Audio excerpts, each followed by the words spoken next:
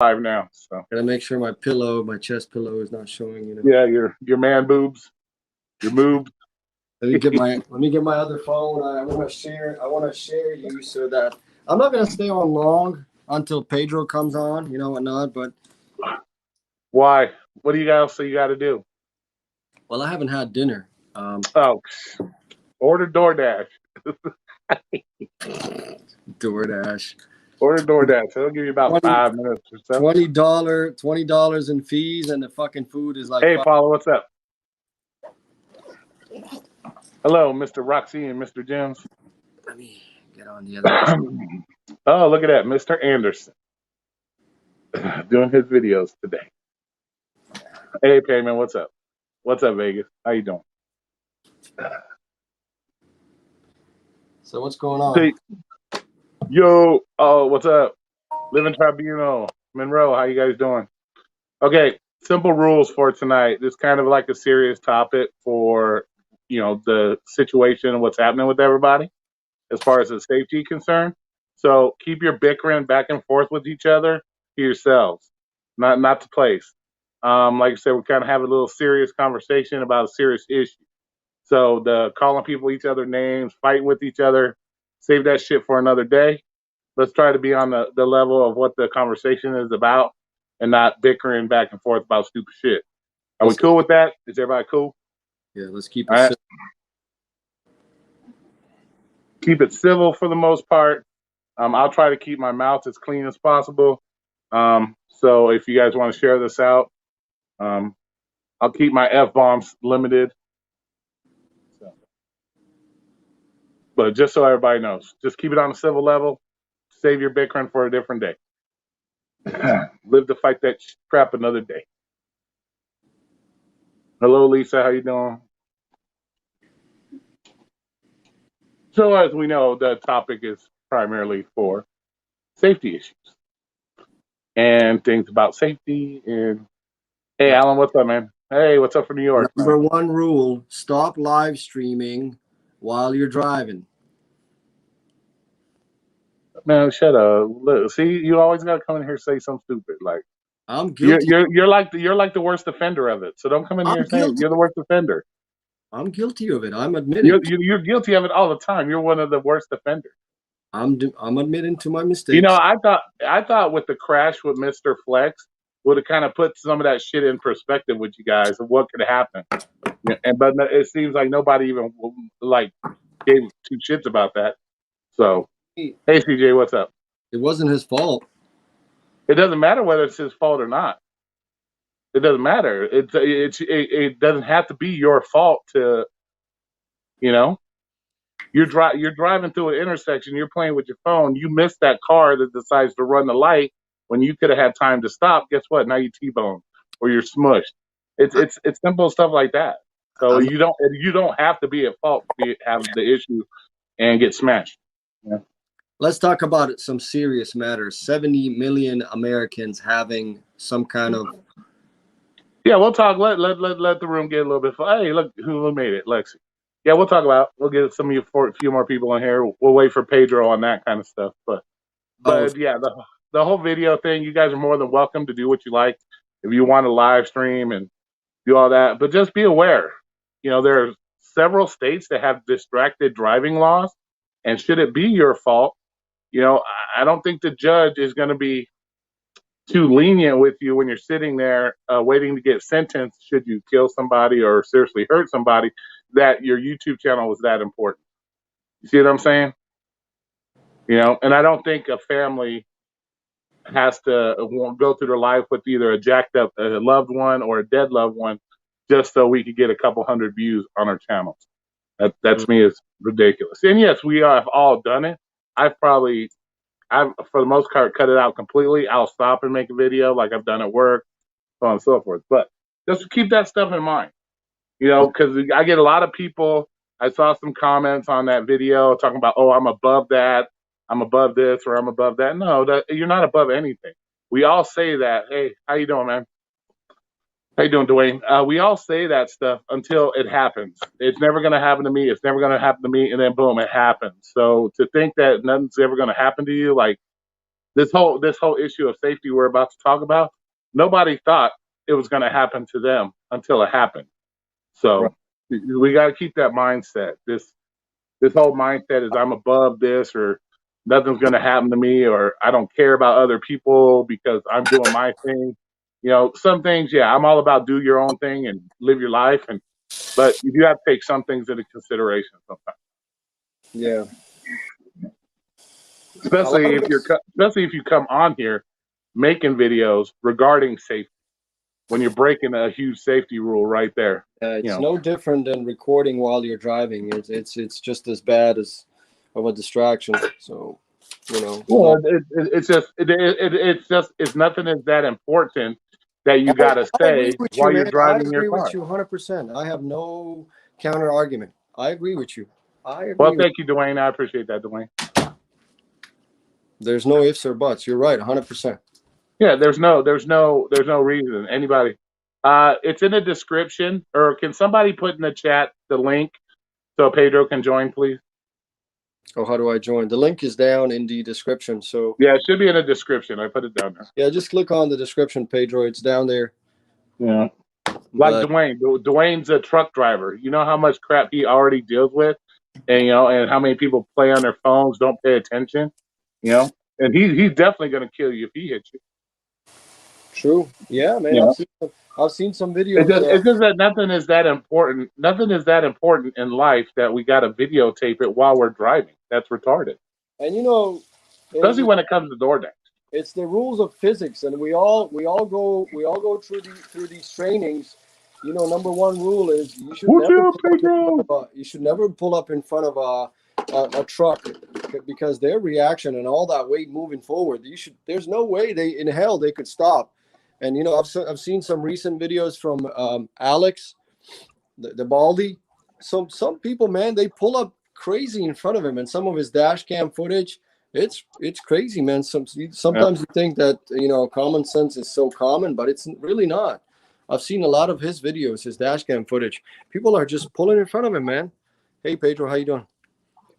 But what's up, guys? Hold on, I wasn't gonna stay on. Are you on it? Yeah, well, you're on it. You're on it. We can hear you. Everything's. I was just gonna come on a little bit and until Pedro comes on, and then you guys hit it off. So. I always got an excuse, Homer. No, seriously. I can sit in the background, but I didn't want to. This was. Hiker. Hi, how you doing? This was your and Pedro's live stream, so I didn't want to. Well, anybody can come on here and share their opinion. That's why it's an open forum. As long as, like I said, we keep it civil. You have legit questions. Don't come on here saying, "Roy, you're so pretty." I already know that.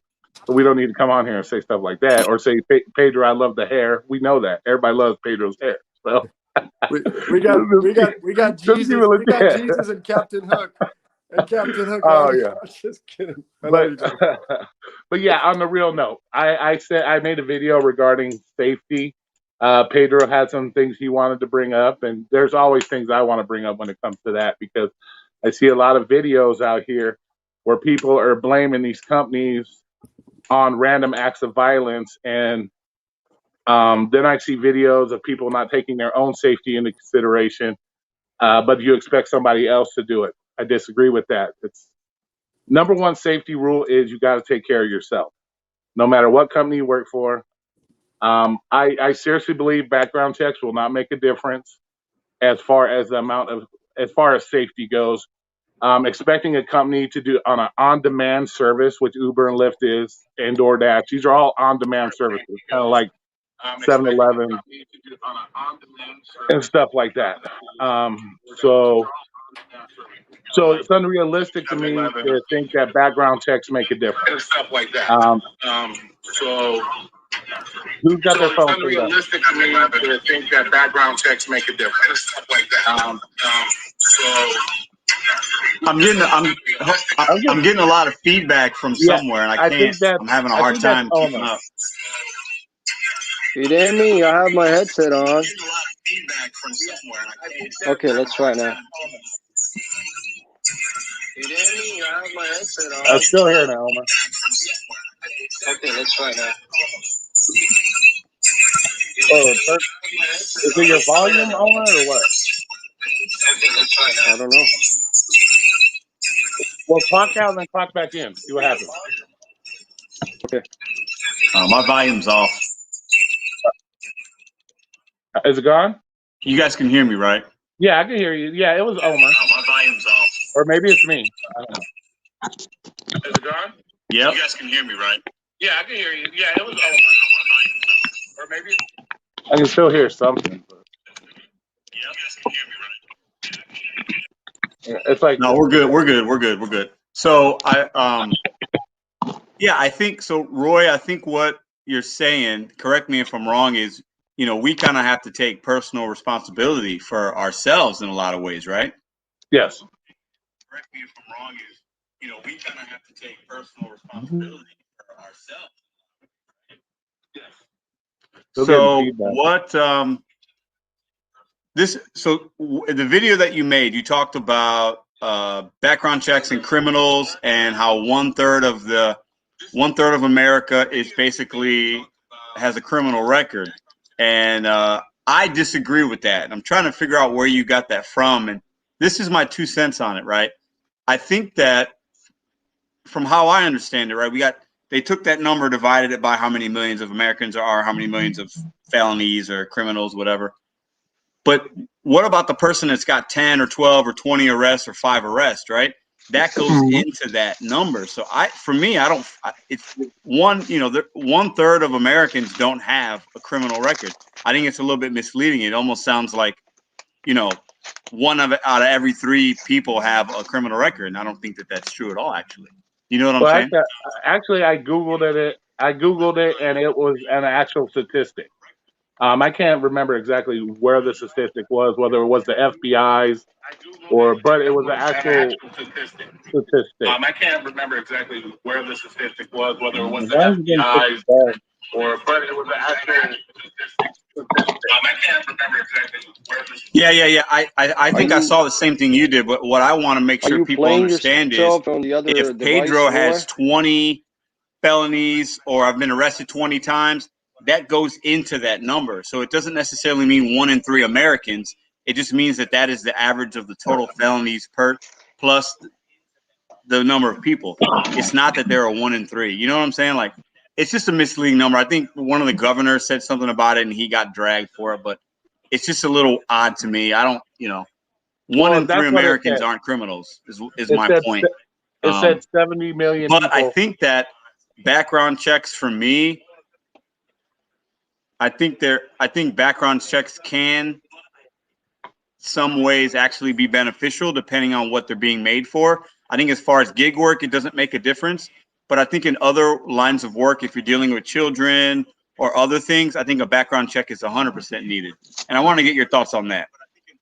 Well, definitely, because we all have to have. This audio is killing me here, man. What's up?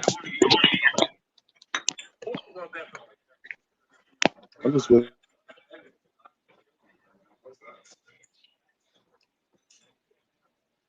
Roy, are you playing another device? If you're playing your chat onto another device, you probably should pause it. Are you playing another device? Your chat onto another device, you probably should pause it. Your chat onto another device, you probably should pause it. Yeah, it's like we're getting it like a double time. I put on a different setting, so. Okay, no feedback, right? You can hear me? Yep. All right, cool. Yeah, definitely. Yeah, you definitely have to have background checks on certain positions and jobs with kids and stuff like that. The reason I said it was because of the gig work and the videos, why I consistently see people blaming Uber and Lyft, DoorDash for all these random acts of violence, that a background check would make this huge difference and it would make us safer. Which, in my opinion, it will not make us safer. It's a false sense of security.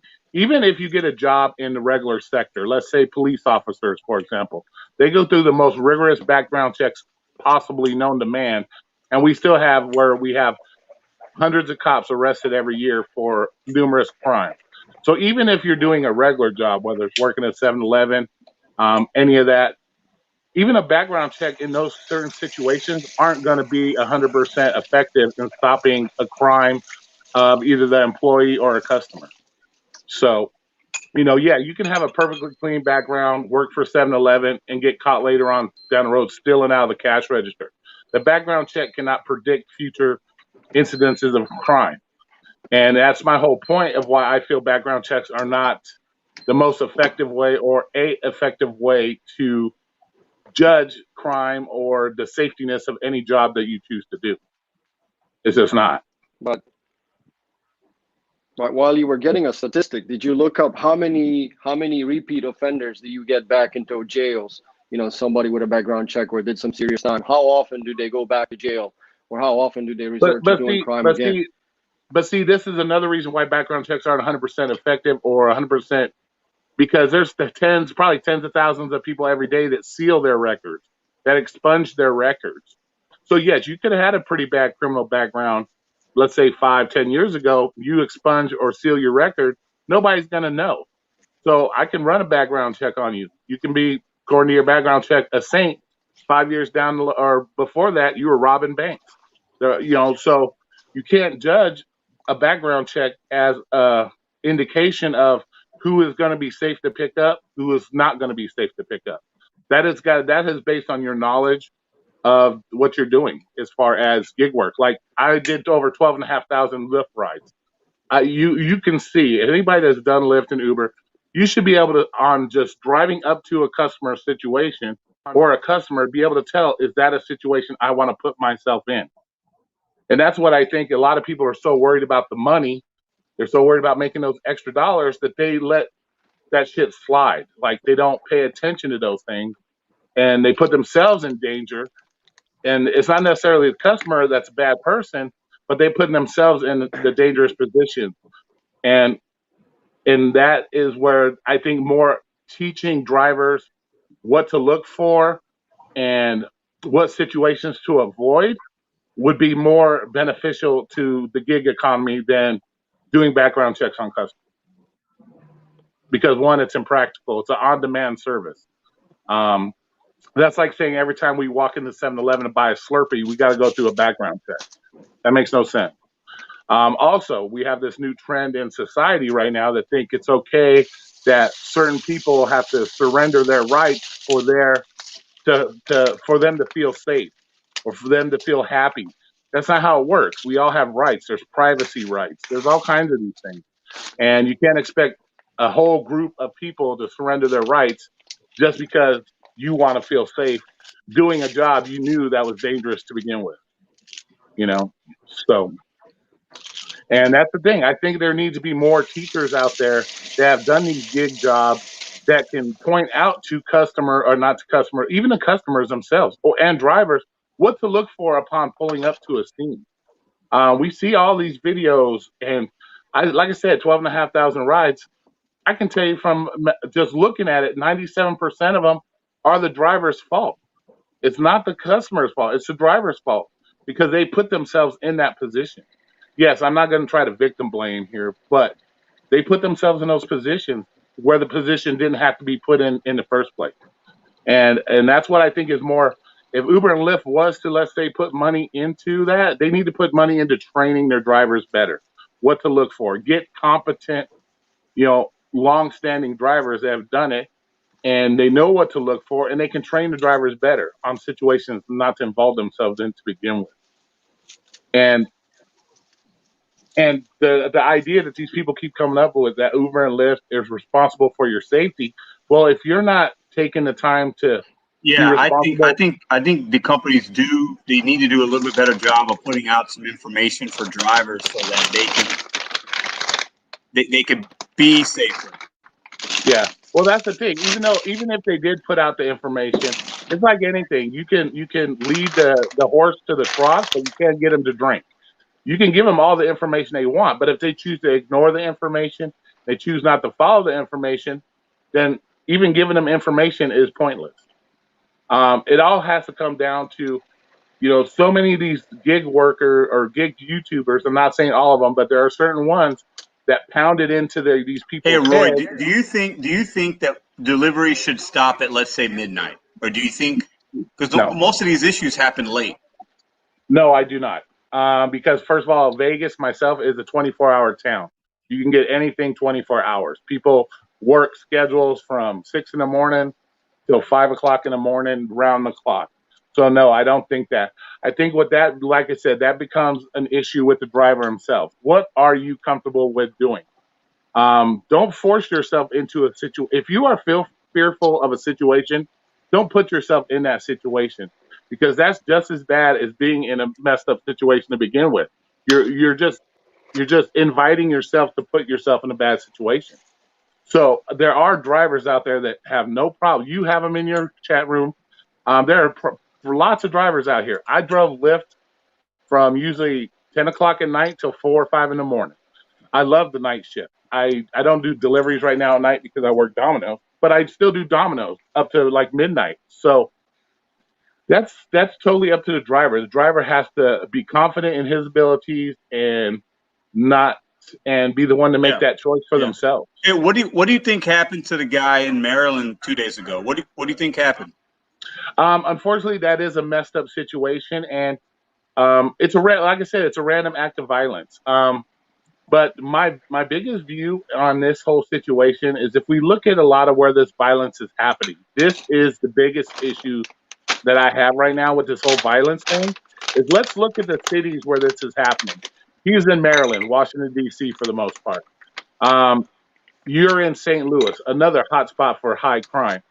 Chicago, Los Angeles, New York. What is the common denominator with this whole situation? And I don't want to get political with it, but it boils down to political. They are ran by shitty liberal type governments that are soft on crime. Period. They have this revolving door when No, it they're comes all to Democrat. They're all Democratic ran cities. Yep. yes, and they're soft on crime. And you know, so you need to start with the root problem. Now I sound like fucking Kamala Harris. Goddamn. Duh. But you have to start with the root problem. You need to, if you want to see change in your crime, you got to start where the crime is, which is the criminal justice system.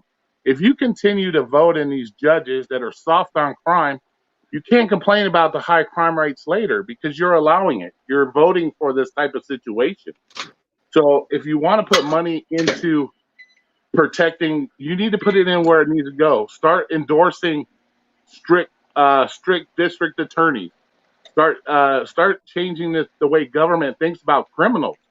That is going to be the biggest thing that's going to solve the whole crime problem. You got a mayor of Chicago that gives two shits about the people, or gives two shits about the police department. Well, who's going to respond to the crimes that are happening if you're defunding the police departments?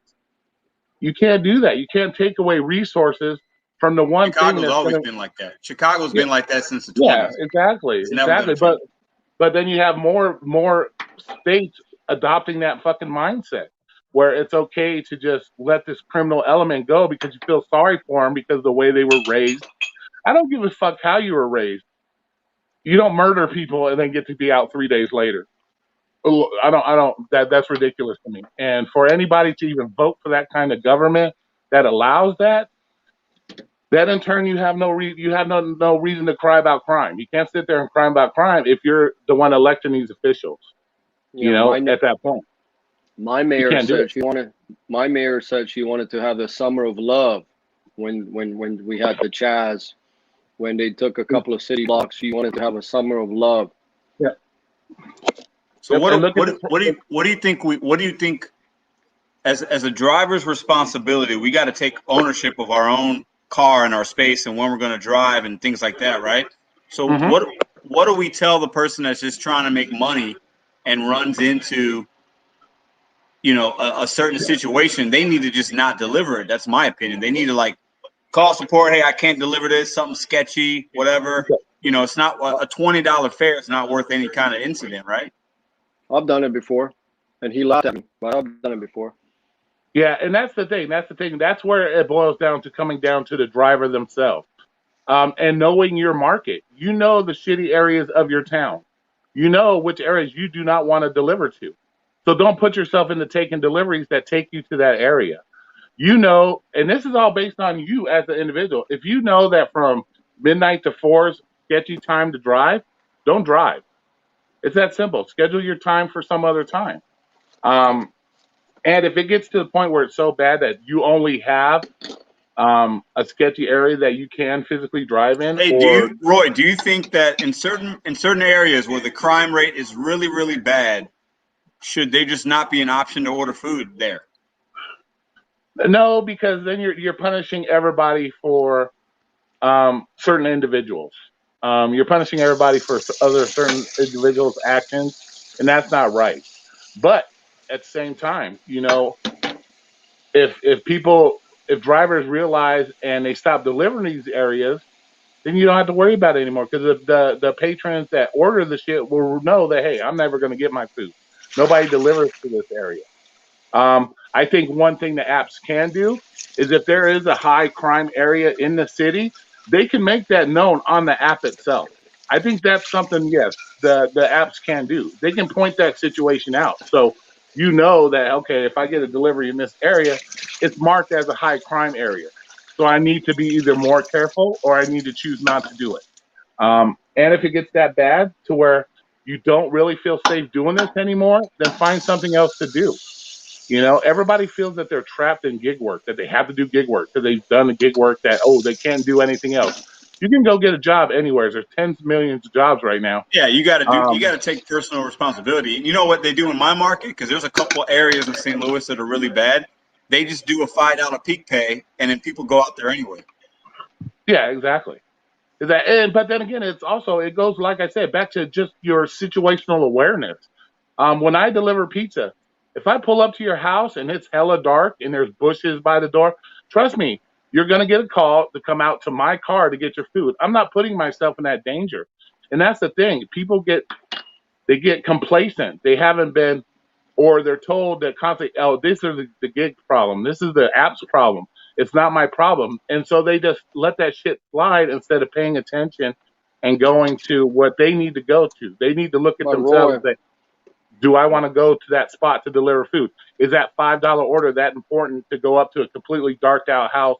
The front door is hitting. Is it worth it? And that's what we need to teach drivers the most is but knowing which there's not a, situations not to put yourself into.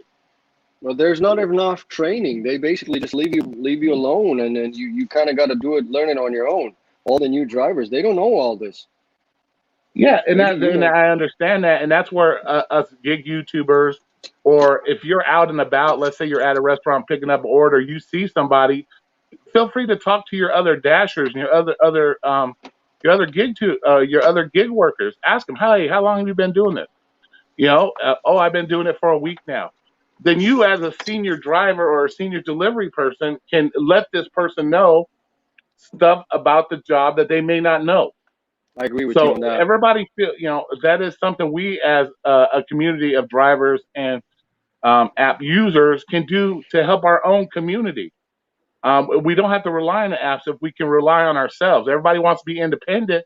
Well, take helping your other dashers and your other gig workers um, be better gig workers and safer gig workers by using your knowledge that you've learned over 5,000 deliveries to help them maybe not end up in a situation where they're shot dead I've or seen they uh, end up getting beat up. I've seen a driver leave his car on, and I told him that this is a high crime area, and I said, maybe you shouldn't leave your car on. There's a lot of carjackings. Hey, I've do done you that think before. drivers should carry protection, some kind of protection? Always. I did Lyft, like I said, for 3 years. I always had my gun in my car. I ain't gonna lie. But even, and that's another thing we hear a lot about. Oh, I carry mace, I carry a gun, and people have this. It's all at the end of the day. A gun, yes, a gun will help you in certain situations, but then again, a gun is not the solve all problem. Where you see a lot of these gig workers talk about, well, I carry my strap. Okay, we saw a perfectly good video from Miami where the chick had the pistol right to his back the whole time, and the guy never knew she had the gun there. So what is you having your strap on going to stop her from putting one in the back of your dome?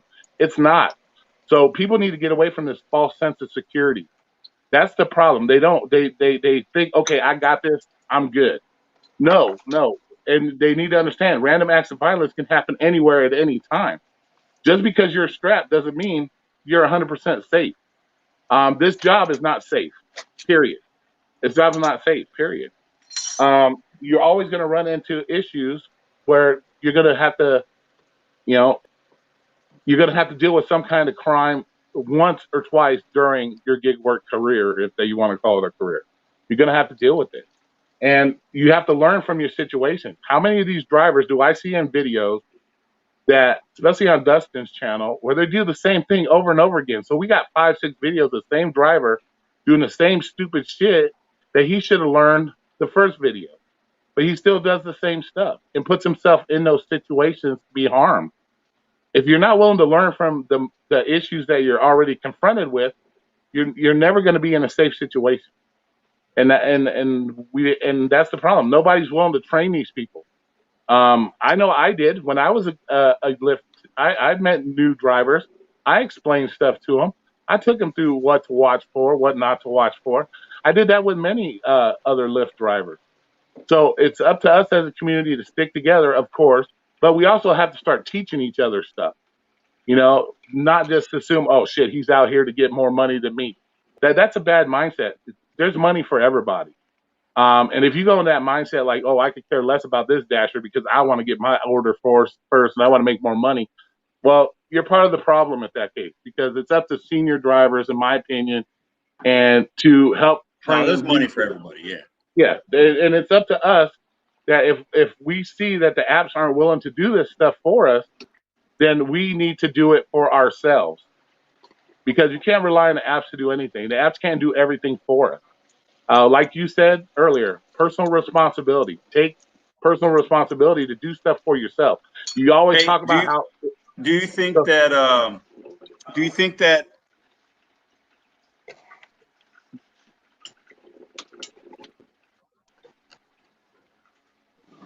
Do you think what?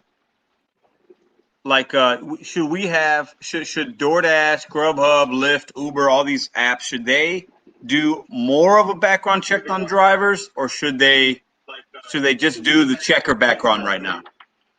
Well, as far, like I said, in my personal opinion, it doesn't matter how strict of a background check you do. You're never going to find those people that are hell bent on doing crime.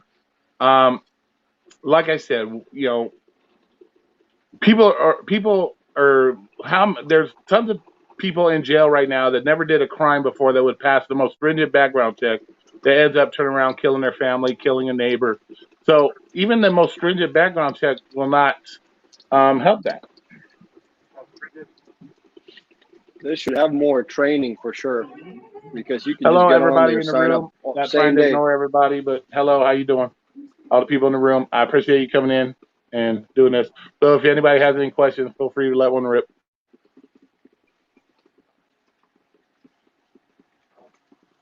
What are your questions, Omer? You said you have questions.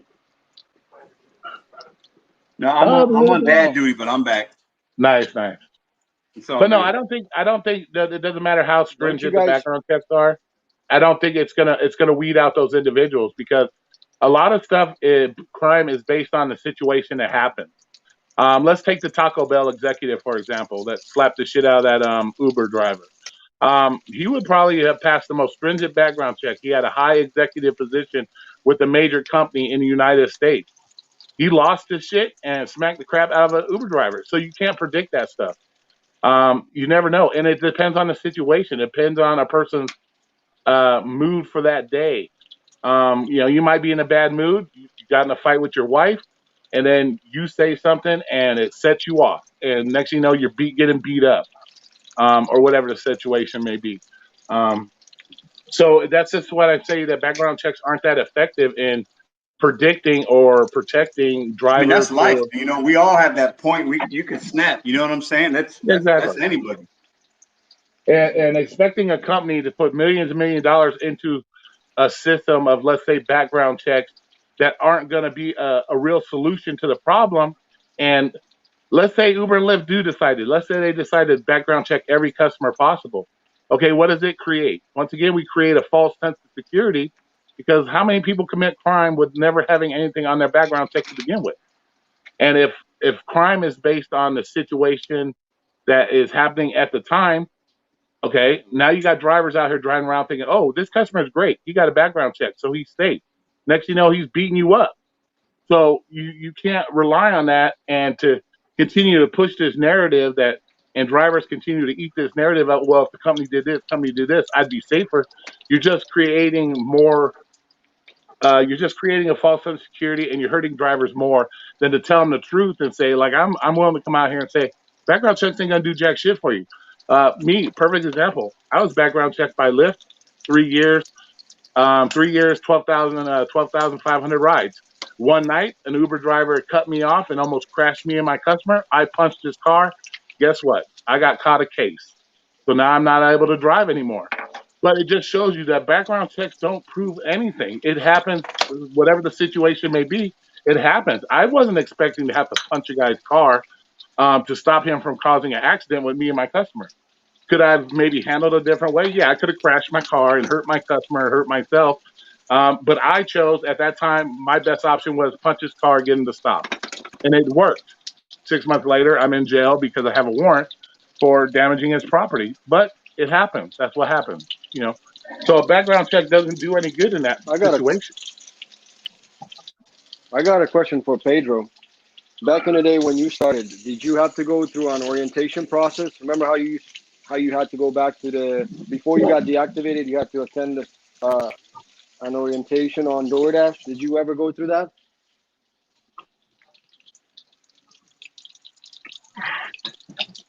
I don't even know what the hell that is. Orientation. Basically, process. before. Who, me? Like onboarding. Before back in the day, I know you couldn't just get activated on DoorDash automatically.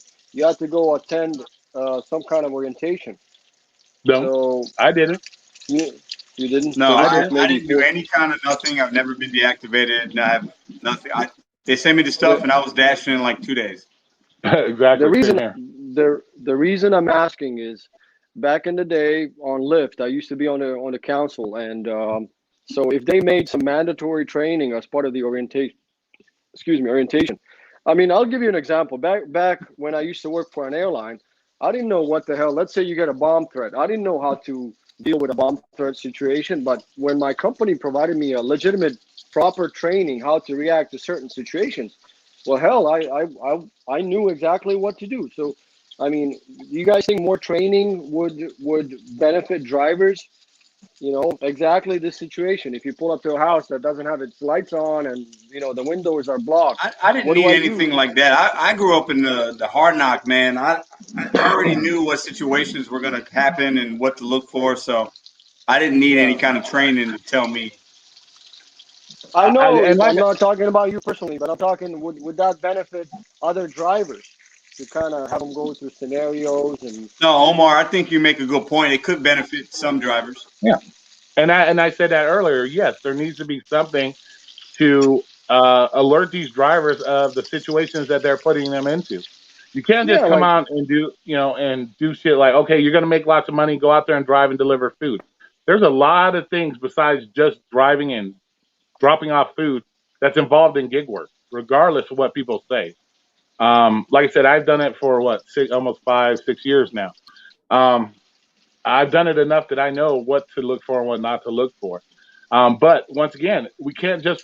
This is what I was talking about earlier. We can't rely on just the companies to do it all for us. You're a senior driver, Omer. You see a new driver. What's going to take an extra 2 to 3 minutes of your time to say, "Hey, driver, hey, I've been doing this for this. Here, let me give you a few tips of what to look out for." It's not going to hurt you. It's 3 minutes of your time. You're waiting for I food agree, orders and anyway. I've done it before. So Yeah. if you got 5 other dashers waiting on their order Hey, with Roy, you, how yeah. many lifetime trips have you done on all the apps, including rideshare and delivery? I did over 1,000 rides with Postmates.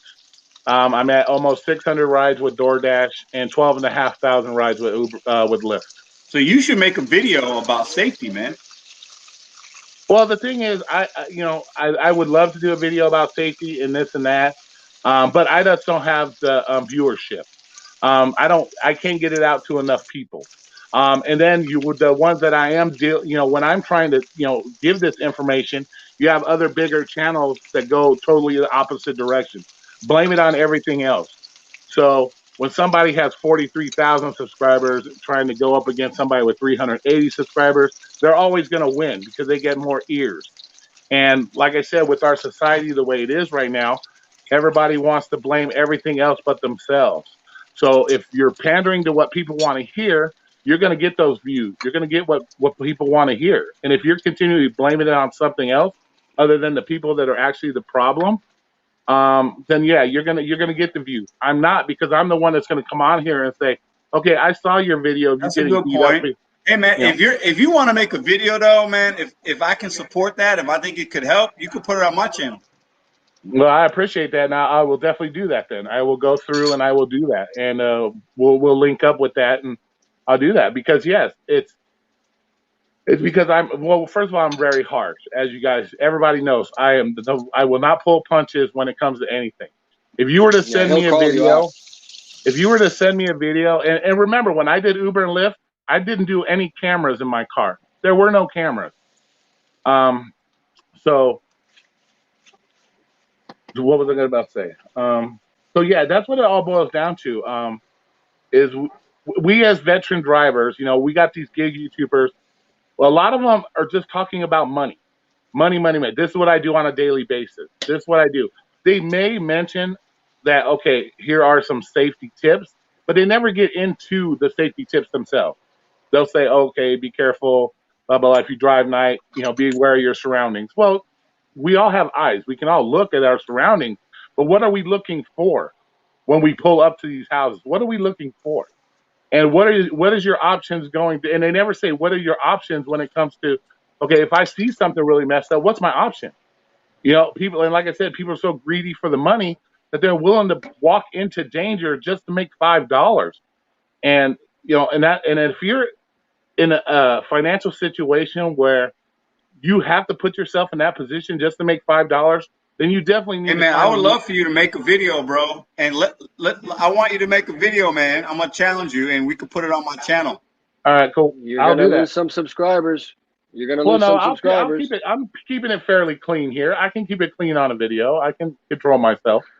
But then again, and that's the thing, and that's why my viewership is low, is because yeah, you can send me a video of you getting beat up in your car, and I will tell you, and I'm going to tell you, okay, this is your fault. It's not the customer's fault. It's your fault. You put yourself in that situation.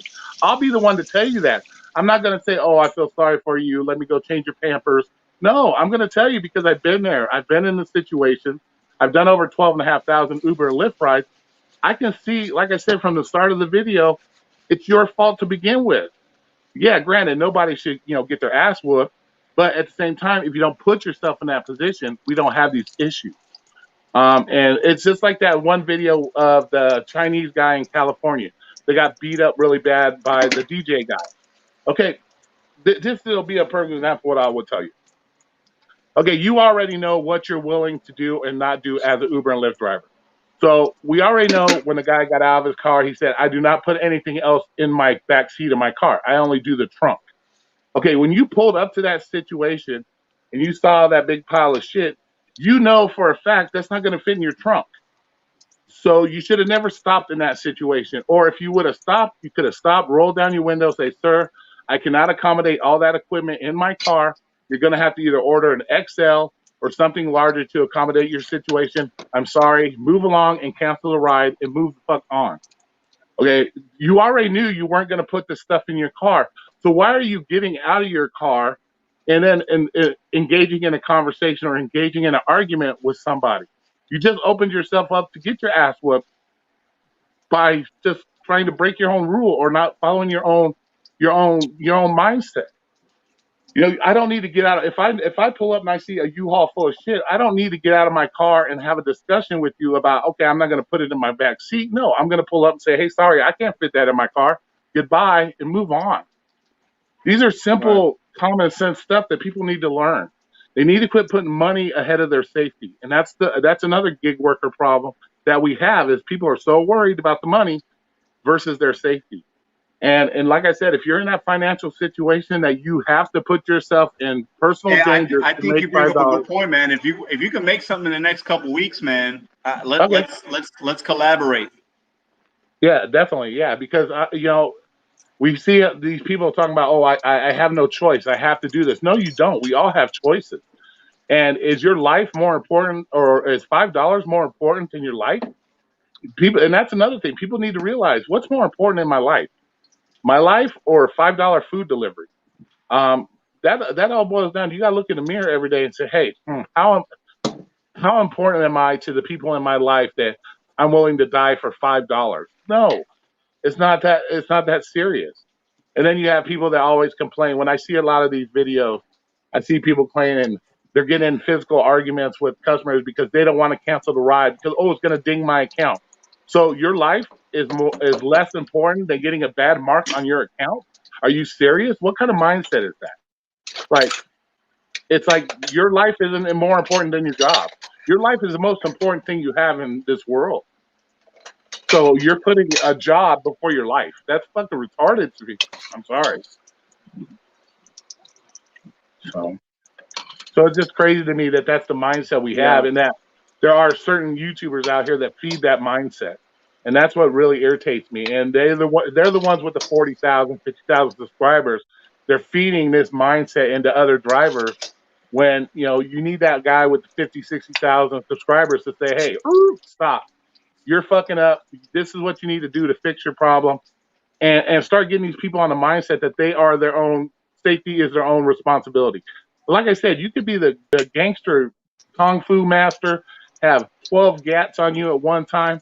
You never know. You don't know what you're walking into. You don't know what you're dealing with. Random acts of violence are just that, random acts of violence. And there's no matter what you do, what Pedro does, what Omer do, what I do, can stop somebody from walking up one day and shoot me in the back of the head while I'm sitting there waiting for an order. There's nothing to stop that. It's just that's part of life. And and we have to deal with that. And people need to start dealing with that. Quit thinking we live in a utopia world that none of this stuff ever going to happen. Because that's the thing. Like I said, people rely on so many other things other than themselves. People don't have the people haven't been taught to care about themselves enough. You know what I'm saying? We're worried about everybody else instead of themselves first. You can't if you can't love yourself first, how can you love somebody else?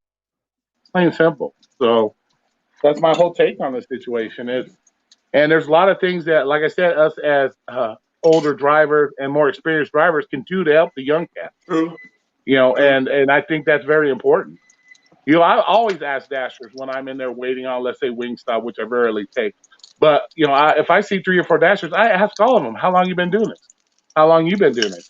And then we get to talking about situations. I got 5 minutes to wait on my wings, anyways, so I might as well have a conversation with somebody, and discuss the situation. Maybe they're needing to learn something. I'm not that guy that's afraid to give away money. I'm not that guy. I'm not that greedy of a guy that I'm going to say, "Oh, he's my enemy because he's going to get more money than me." I'm not that guy. I'm not that guy. So I'm always willing to help, and that's a mindset we got to get into some of these gig workers too. Is that your fellow drivers are No, there? it ain't about that. Like money ain't. It's nice to make money, and I give people tips on how to make money and how to do this. But at the end of the day, like that really ain't what's important. If that was important, I'd still be at the casino. Yeah. So many people look at other dashers and other gig workers as their enemy, and it's not. You might need that driver one night if you're sitting there waiting, let's say at the airport, or you're sitting there waiting on an order. Somebody decides to walk up on you and give you some drama. You might need that driver standing next to you waiting on his chicken wings to help save your ass. So it doesn't hurt to get, especially if you're in a smaller town. You know everybody. You see the same people on a regular basis. If I pull up to Wingstop and I see the same guy at Wingstop a lot, we're gonna build a rapport. As 2 drivers, we're gonna build a rapport. If I see he's having issues or something's happening to him, I could step in and possibly help. Same, vice versa. But this whole mindset that every other gig worker that's around us is our own enemy, that's a poor mindset. And that's a lot of what people's mindsets are right now. So we need if people really want to step up, they need to step up and start becoming, like I said, more unified with themselves and in the community themselves. Like I said, I'm all about yourself and making your money, but at some points you also have to find that balance of yourself and your community. What's going to work? You have to find that balance. And right now we have a balance of, because we see this nonstop, and it's no dig at you, but we always see these people showing how much money they make. Oh, I made $800, but you don't bother to tell the people I make $800 because I'm in a bomb ass market. You got people that live in bum back butt Kentucky that ain't gonna get nowhere near that. They don't understand that. They see you making $800. They're like, why can't I make $800? Your market doesn't support it. You know, you see Kim on here, and this no dig at Kim either, but you see Kim making $500-600 in 2 days on the weekend because she's in a good market. Yeah. We need to make that stuff known to these people when we make videos. There are a lot of YouTubers you do. I know DoorDash Dad does. Yeah, they explain the whole market thing, but there's a lot of them that don't. They just say, okay, this is what I made for the week. You know, blah, blah, blah. If you try hard enough, you'll make as much. No, you're not. We already know this. Your market dictates how much money you make, period. And the hours you're willing to work, you know? So. Yeah, they got the money flashing, like they got the money on the thumbnails and shit. Yeah. Microphone check 1 2. Microphone check. Hey, what's up, Flex? Hey, you guys can hear me? Yeah, we can hear you. Oh, awesome. I didn't see my silhouette light up or anything. How you guys doing? What's up, everybody? What up, Flex? Sheesh, just chilling, just finished. I gotta show the baby off real quick. Ah, nice. Little one. I gotta show the baby off. Little cutie. She's waving. She's saying hi. She's saying hi. Nice. Yeah, dude, you can't prevent whatever you guys talking about. You can't prevent that shit. It will happen. It will continue happening, and there's no way to prevent it. Yeah, exactly. And for certain individuals, just come out here constantly and blame it on something else other than teach. You know, you probably would have a better subscriber base and better, a better, how should I say it, image on YouTube if you actually come on instead of continually blaming somebody else for the problem. Start giving people real solutions to the problem. You know, if you can, we can all complain about the problem, but who's out here to give you the real solution for the problem? There's none. Well, I'll give you a solution, but most people don't want to hear it because it involves themselves, and nobody wants to look at themselves in a bad light.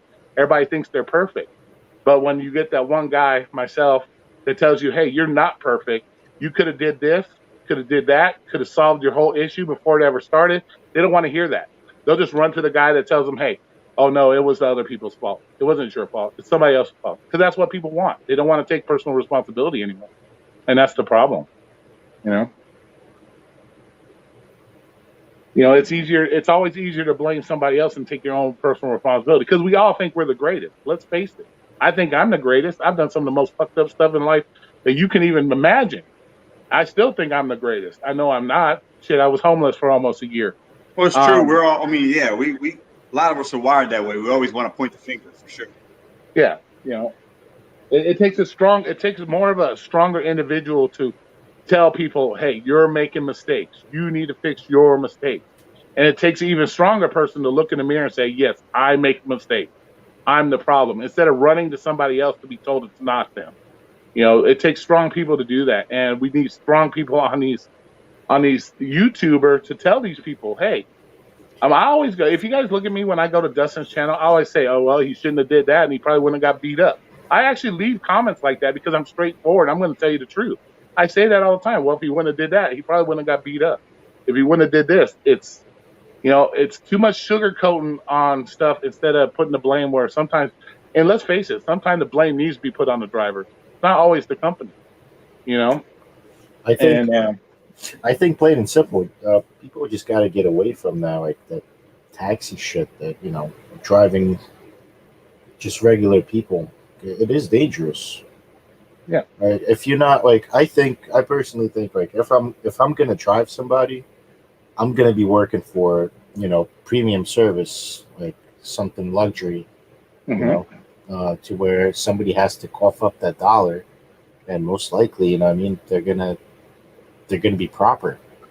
There's going to be, unless somebody's ordering to jack you up for your $80,000 vehicle, and then again, there's no say if that's going to happen. Boy, I got to peace out, man. Hey, thanks for having me on. I'm going to take care of this little one for a little while, brother. I definitely appreciate it.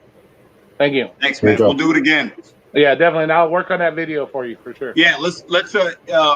I'm going to put my email in. I'm going to send you my email or something so we can collab on that, man. Okay, got you.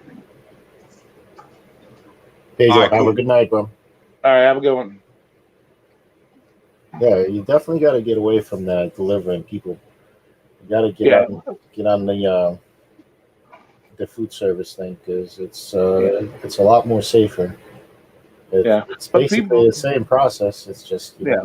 you don't got to But deal people, with the. but also, if you're signing up to gig work, you got to be realistic when you sign up. Oh yeah, All you got these, to be prepared. You obviously yeah, got to be and prepared to know what's going. that's a problem. There's nobody there to prepare you. All these companies are talking about, oh, you're going to make lots of money. It's a great job. You get to make your own schedule, but nobody wants to come out and say, here, this is the bad side of it. Oh yeah, and I Nobody was wants to gonna do say that. before You know? Omer brought up the thing. When I started for DoorDash, yes, there was a little orientation. It was like a 20-minute orientation. He's like they tell you how to use the app, this and that. They force you to buy the fucking stupid hot bag from them for $12, and they give you a red card. Yeah. And that was the whole orientation when I signed up like 3 years ago, 3 4 years Yeah. ago, something like that. Yeah, and like I said, that's the thing. It's But like, they don't prepare you. Well, I no. think they said something like, if you're getting checked or something, Yeah. just So yeah, raise your hand, that's not. take my shit, walk away, call the cops if you can afterwards. Yeah. And that's all. But also the main thing myself is also is you know yourself as an individual. We all know ourselves for the most part. If you're scared to go for a walk at night, why are you out trying to deliver food to strangers at night? Exactly. And that's another issue that we have is people know what type of person they are. They know their personality. They know what they can or cannot handle, but yet they're lured in by all this money, money, money, money, and freedom and freedom and freedom, and they're allowing themselves because they either don't want to get a W-2 job or they think that yes, I'm going to make all this money that they're willing to put themselves in dangerous way. It's like you're putting yourself in a position that you have no control over or you don't know how to handle. Customer service is one of the most hardest jobs to handle, plain and simple. And people don't get that. And people think, oh, just because I used to bag groceries when I was 16, oh, I can deal with four drunk guys in my Uber. No, you can't. It's not even the same. It's not even close. And and there's nobody out here to teach these guys this stuff, what to do, what not to do, what to look for. There's just not. And we can't even get people to lock their doors when they pull up to customers. You can't even how many times we see videos where they don't even lock their door. They just open that shit up and Yeah. walk right It's like in. what? And if you're not even willing to do a simple thing as lock your door, it doesn't matter what I tell you, what Flex tells you, what Pedro tells you, what Uber and Lyft tells you. If you can't grasp the simple concepts, you're never going to grasp an advanced concept. You're never going to do it. So, and like I said, it just goes back to knowing look at yourself in the mirror and say, what am I doing wrong? Not Uber and Lyft that I keep being told it's Uber and Lyft's fault, but what am I doing wrong that puts me in these situations? Because I'll tell you right now, I kicked out of 12,500 people, I kicked out a total of 18 people. Okay, there was a lot of situations I had hella. I live in That's Vegas. nothing. That's nothing. Yeah, I live in Vegas. We are one of the rowdiest fucking cities in the world. And I did it with no camera, and I kicked out 18 out of 12,500 people. So being able to know how to handle the situations is very important. It's not just as simple as, okay, I'm going to jump in my car and go make lots of money. It's not that simple. But we have people on here that continue to tell you it's that simple. And that's what's causing a lot of these issues because nobody's willing to come out and say that has a big enough subscriber basis. No, these are real issues you're going to have to deal with, and we don't have that. And that's one of the biggest problems. We just don't have that. And until we start getting that through people's thick skulls, that hey, your safety is your number one issue. You need to weigh the risk versus reward. If the reward isn't worth risking your life, then don't do it. That's the That's why problem. that's why I always say do something else. Find something else to do. Well, they shouldn't have to. Well, no, they should. If they can't handle what they signed up to do, then they need to find something else because nobody's going to work around them. That's the way it works. The companies aren't. Other drivers, we're not going to work around them to hope that they have a great experience. It's not how it works. You know. Definitely. You know, and it's just. Did you get your car fixed? All that good stuff. Yeah, Oh, actually, sweet. should be. I should have my hopefully Nice. within a week or so. Oh, Or sweet. maybe two. I'm But, just waiting on my insurance guy to get back from his vacation on Monday. Nice. Yeah. Anybody else have any questions that they want to talk about? Guys, look at voice. Right under his right under his name. There's a link. It's called StreamYards. Click the link. You sign the fuck up, and get on the stream. And if you guys got any questions, Yeah, definitely. Yeah, definitely. Like I said, I'm willing to answer anybody's question. I'm willing to tell you the truth. I'm not going to sugarcoat it.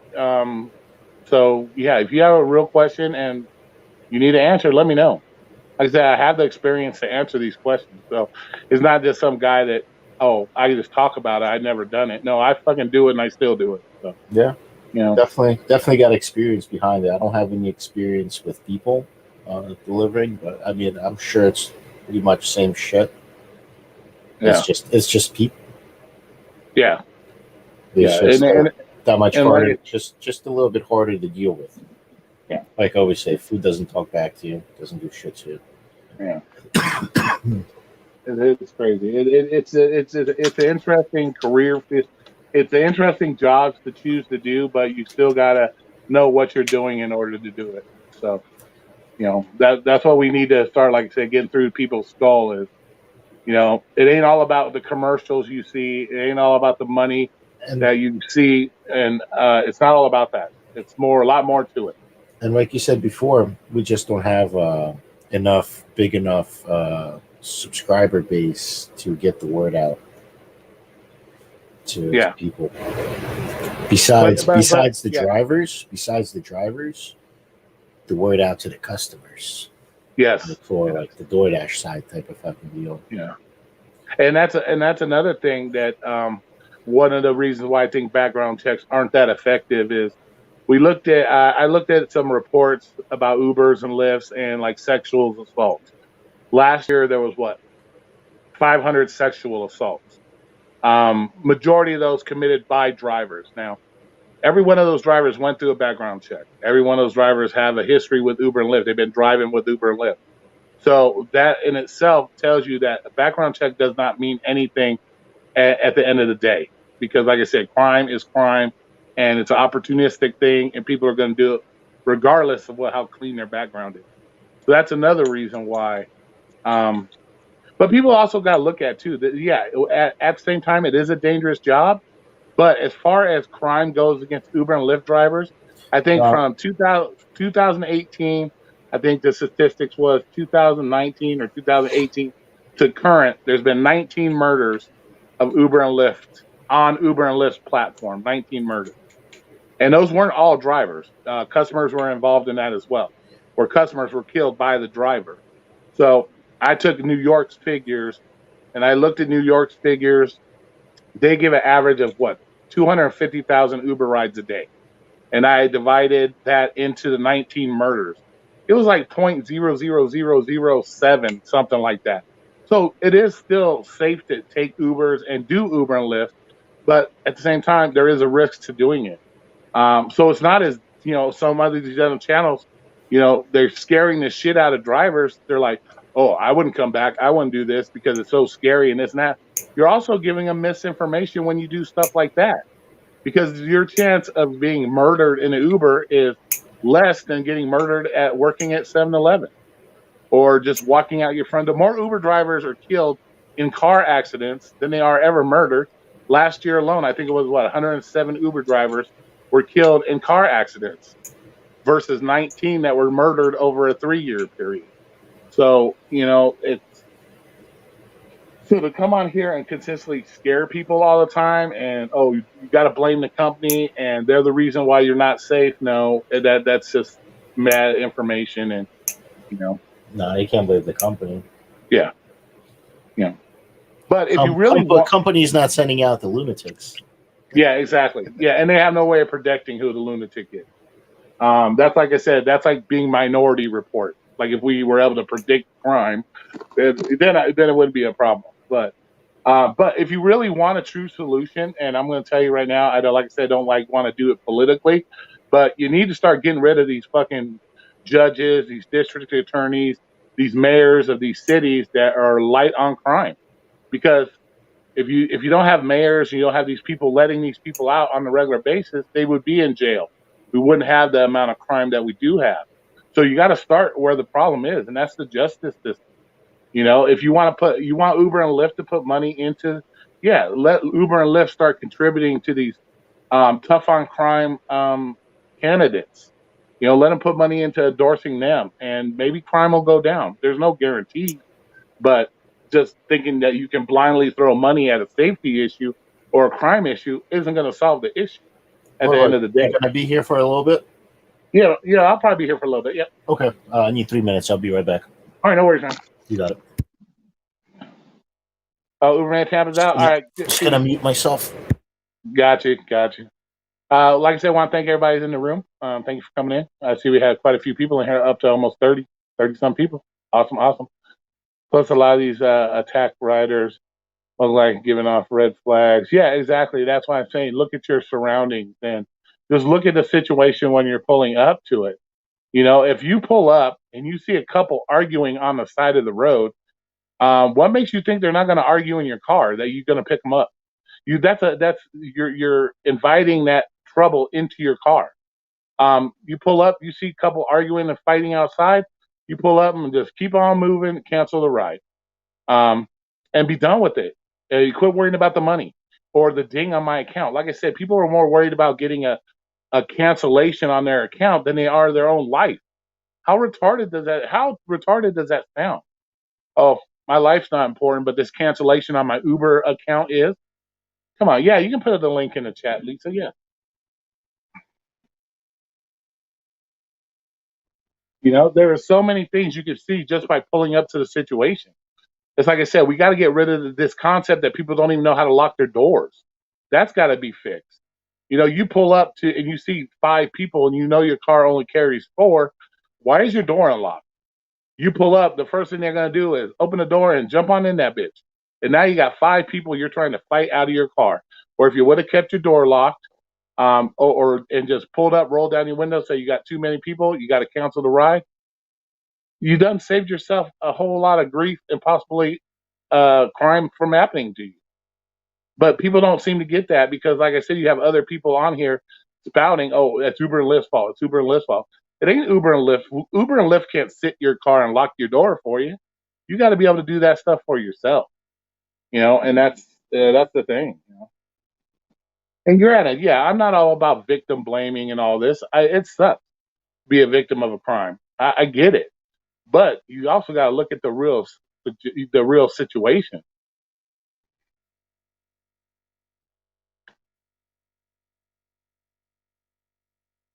Yeah, people don't think though that's the problem. Yeah, that's the thing. They're just giving this blind sense of secure. They get these false sense of securities, Ryan. That it's up to these companies to protect me. It's up to the company. Anything that happens to me, it's the company's fault. No, you have to be the one to hold yourself responsible first, not the company. And like I said, if you can't lock the door properly, how is anything Uber and Lyft going to help you? They can give you they could put a security guard in your car. But if you roll up and you don't have your doors locked, still not gonna stop the problem. And you know, and because so many people have put themselves in a position where they gotta work, do these gig jobs just to make, ends meet or make the money, that the money is more important than their lives. And it's ridiculous to me. And people need to be told that, you know. And not enough people are willing to tell them that, you know.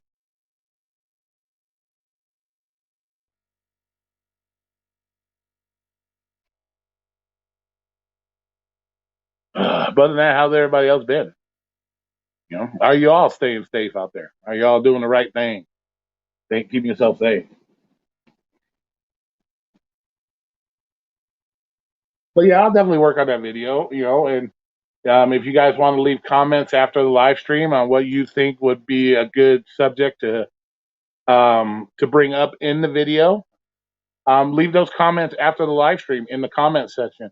If there's something particular you want me to talk about um, in the video, that I will do, put that bad boy in the comments after the live stream, and I'll make sure to put that into the video. If it has to be a 2-3 part video because of the different subjects, and I'll do that as well. You guys know me; I'm all about helping you guys out. So, how you been, Lexi? Good. All right, good. Using voice to text chat. Roy, staying safe. Excellent, excellent. I appreciate that. Quit looking at the phone when you drive. If my rider is being crazy with another person or on the phone when I drive up, that indicates I need to Terry tips maneuver and pull off. Yeah, exactly. Exactly. You see that. You can see that issue right offhand. You know what I'm saying? So there's no use and there's no reason when you pull up and you see a crazy situation to invite crazy into your car. If you're not going to be willing to invite crazy into your house, why are you going to invite crazy into your car? Think about it. You live in a house, you see something crazy on outside, you ain't going to go open your front door and say, hey, come on in and bring that in here with you. You're not going to do that. So why do you feel it's okay to bring that situations into your car? You know, that's what I don't understand. It's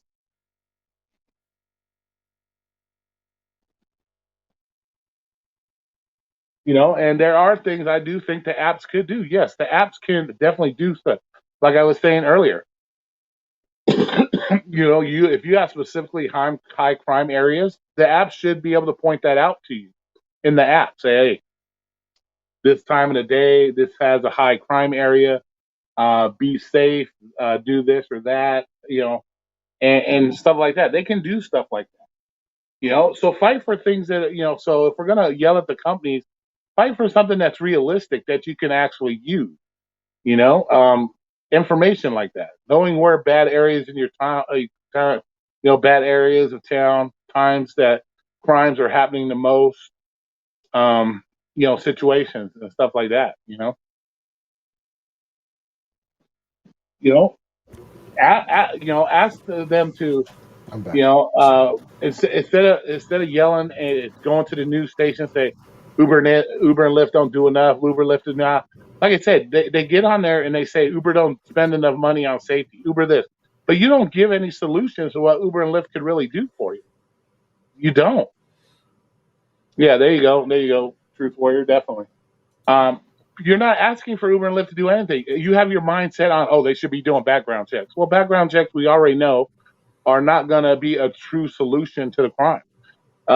Try to get Uber and Lyft to have training sessions with other, like I said, long-term drivers, and to be able to explain what to look out for. Uber and Lyft should already have these people anyways. Uber and Lyft should already have well-maintained drivers that work on their staff to be able to go through these situations with you.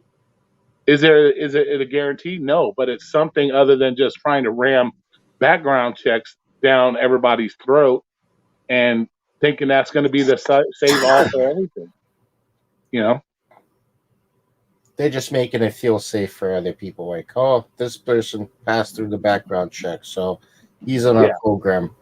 Yeah, exactly, and that's the thing. So we need, if we're going to expect the companies to do something, we got to come up with better solutions that are actually going to. And like I said, there's no 100% guarantee anything Uber and Lyft does or we do that's going to stop us from being a victim of a crime. But if you're going to actually can you create multiple accounts? Say what? Can you create multiple accounts on gig work on Uber and Lyft? Can you? I'm not sure if you can or not. I haven't. I'm sure you can. Because that's a flaw. That's the problem with DoorDash. That's a flaw in the system. People creating multiple accounts. They get deactivated. They just go on and create another one. Yeah, exactly. All right. But there are some things you just can't control. You can't control that. I mean, it's like a person has one social security number.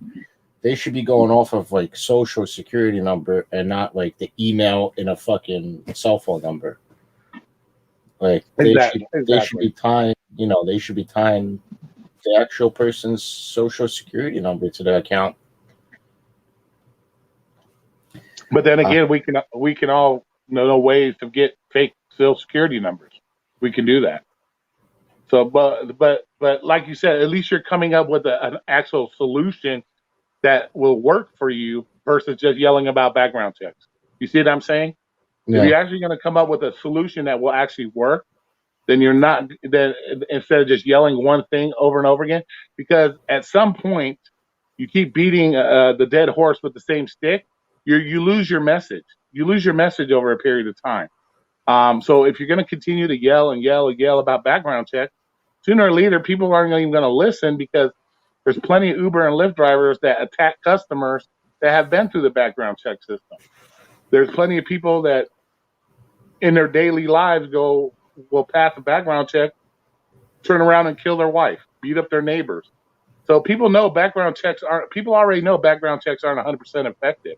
So when you keep beating that horse with that dead horse with the same stick, you lose your message, and that means that you don't have how should I say it? That means you don't have the mindset to think for other solutions other than you just want it your way. It's not you're not really there to help the community. You only want it your way, and that's the problem because you just want things done your way and not looking for solutions to help everybody. As Yeah, long you as gotta help everybody. yeah, You you can't gotta be you gotta have the selfish. mindset to help everybody, not just you want people to do what you want them to do. You know, have over 35,000 delivered. God damn. Yep. Gunpoint at me one time. This was at a party, very rich neighborhood.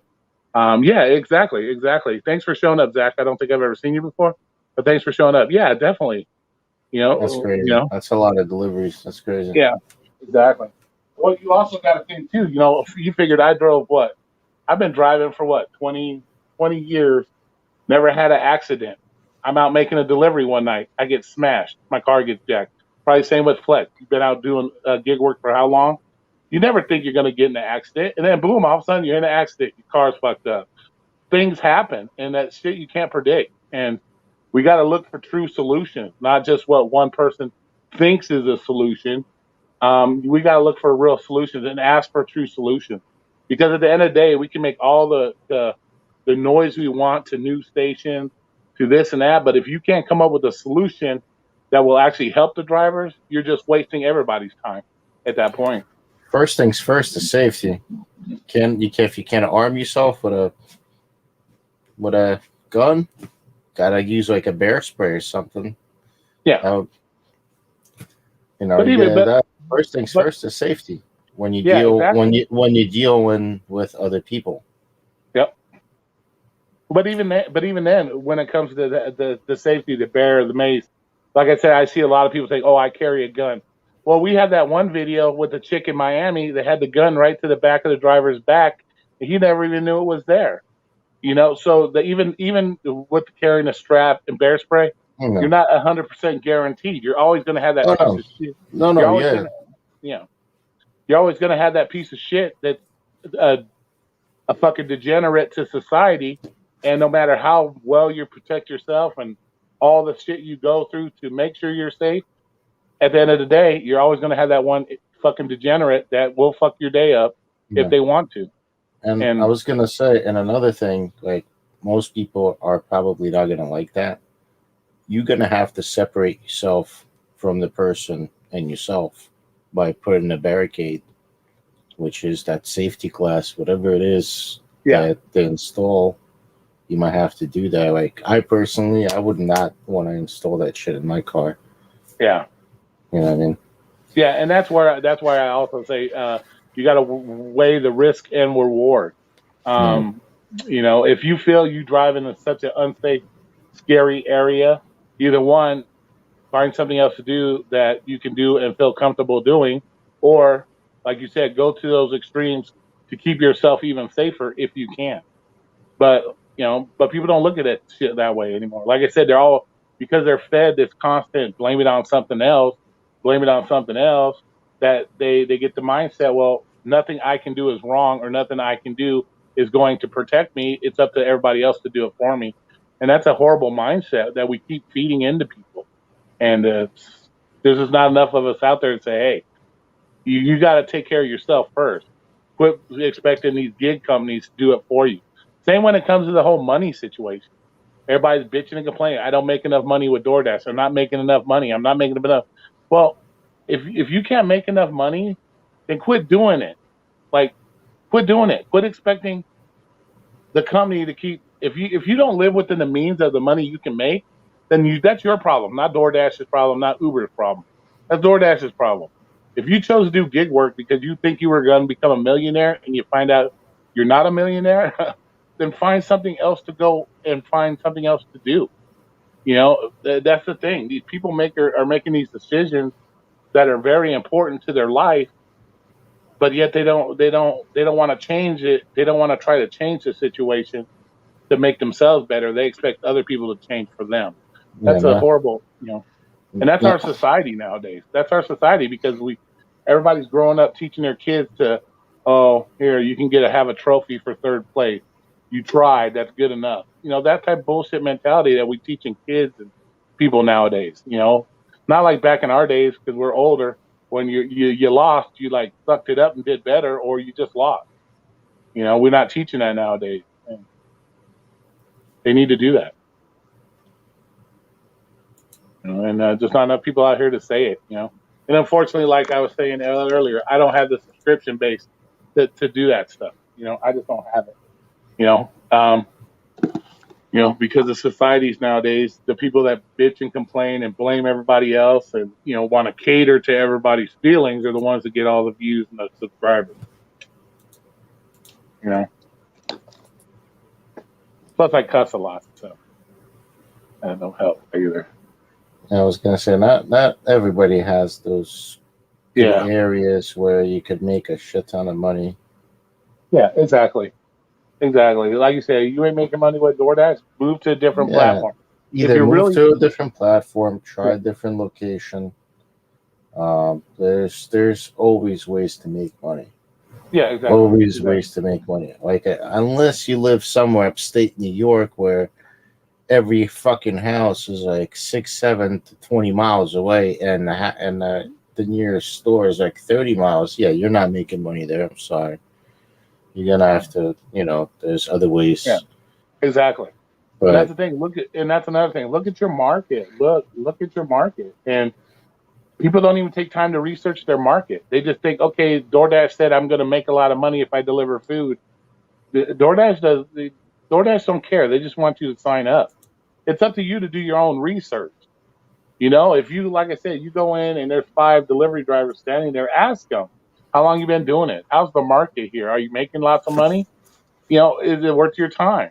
People are just too lazy to ask questions and to do their own research.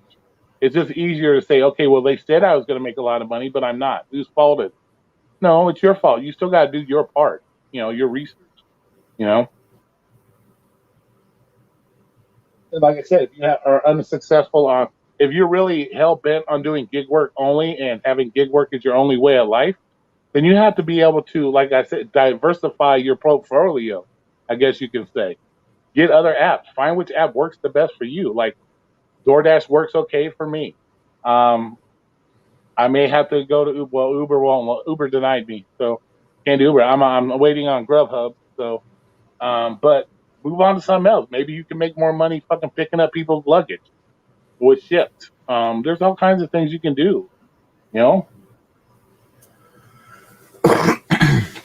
I'm just waiting to get my car back so I could get my paperwork out of there so I could finish up the Grubhub.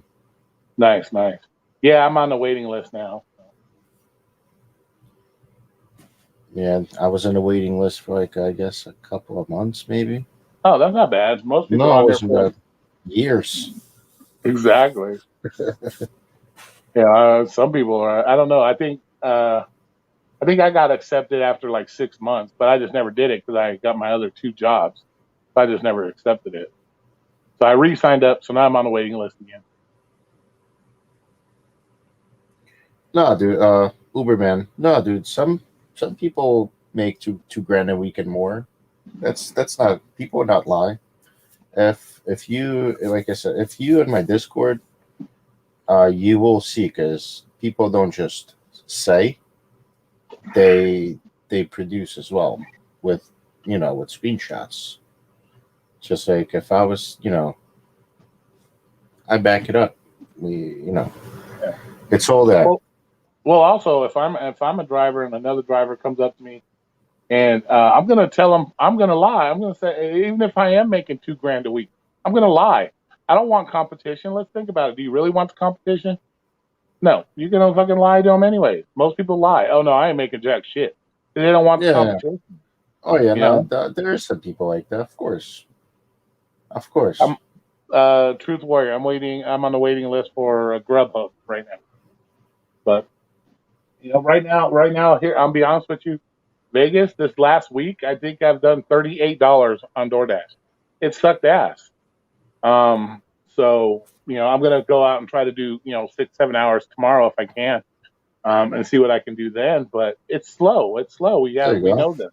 Uberman You know. made 205 today in 5 hours. Yeah. That's good. That's awesome, bro. I made $100 all day yesterday. Yeah. It's just fucking slow right now, and people got to understand that. So It's changing up. It's yeah, changing it'll up. start. Yeah. And we got to figure once people start getting back to work, and once all this new school shit, because everybody's right now got the first week of school, stuff will pick back up. It always does. But It's no, I mean, like, that's why I don't jump the gun. I just stay back, relax. I do me. I just take what I can. I don't take no crazy orders that are going moon miles. You got to stay away from them, Yep. because you don't make money there. You're losing out money and you're wasting your time. Yeah. Well, I that's mean, another thing. you are making, but you're not making as what you would, Yeah, and that's another thing. If people are putting themselves in the position that they have to take $3 rides for 20 miles, if you're putting yourself in if you're in that financial system, if you're in that financial situation that you have to do stuff like that, then it's time that as a gig worker you look at yourself and say, hey, what am I doing wrong? Why is it I got to take these shitty orders? Because I don't take shitty orders at all. I can show screenshots all day long. I decline anything, usually under $6 to $7. If it ain't $6 to $7 for the right mileage, I ain't taking it. I don't give a shit. I'll sit on that app for 2 hours, decline everything, and end my dash and go home and make zero money before I bow down and kiss these people's ass and do 3 miles, $3 for 20 miles, because I'm not in that financial situation. I didn't put myself in a financial situation that I have to do shit like that. If you put yourself in a financial situation that you're forced to take $3 rides for 20 miles, that's not DoorDash's fault. That's your fault for living beyond your means, or choosing to do a job that doesn't equivalent to isn't equivalent to what you want to live. We can't keep blaming the companies for us not making enough money for us to live if you have a lifestyle that no matter how many DoorDash orders you get will fix that. You know what I'm saying? I don't think Yeah. that made sense. I think that made sense. If you want to live like a millionaire, don't pick DoorDash as your source of income. Let's be honest. And that's the problem, because people are fed, oh, you can make lots of money. You can make lots of money. That's the first thing people, oh, okay, I'm going to sign up because I want to make more money. They said I can make lots of money. Well, did you do your research and really find out how much money you can make? No. Well, no. Well, you have to sign up to try it out to see if you Yeah, can. exactly. And You got to sign up. You got to sign up and try it out. But how many people probably quit their jobs and just started doing gig work because they were lured into thinking they were going to make a lot of money?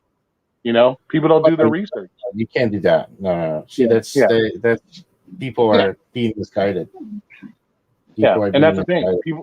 People need to be told that stuff. They're not. They're just told, hey, you make lots of money.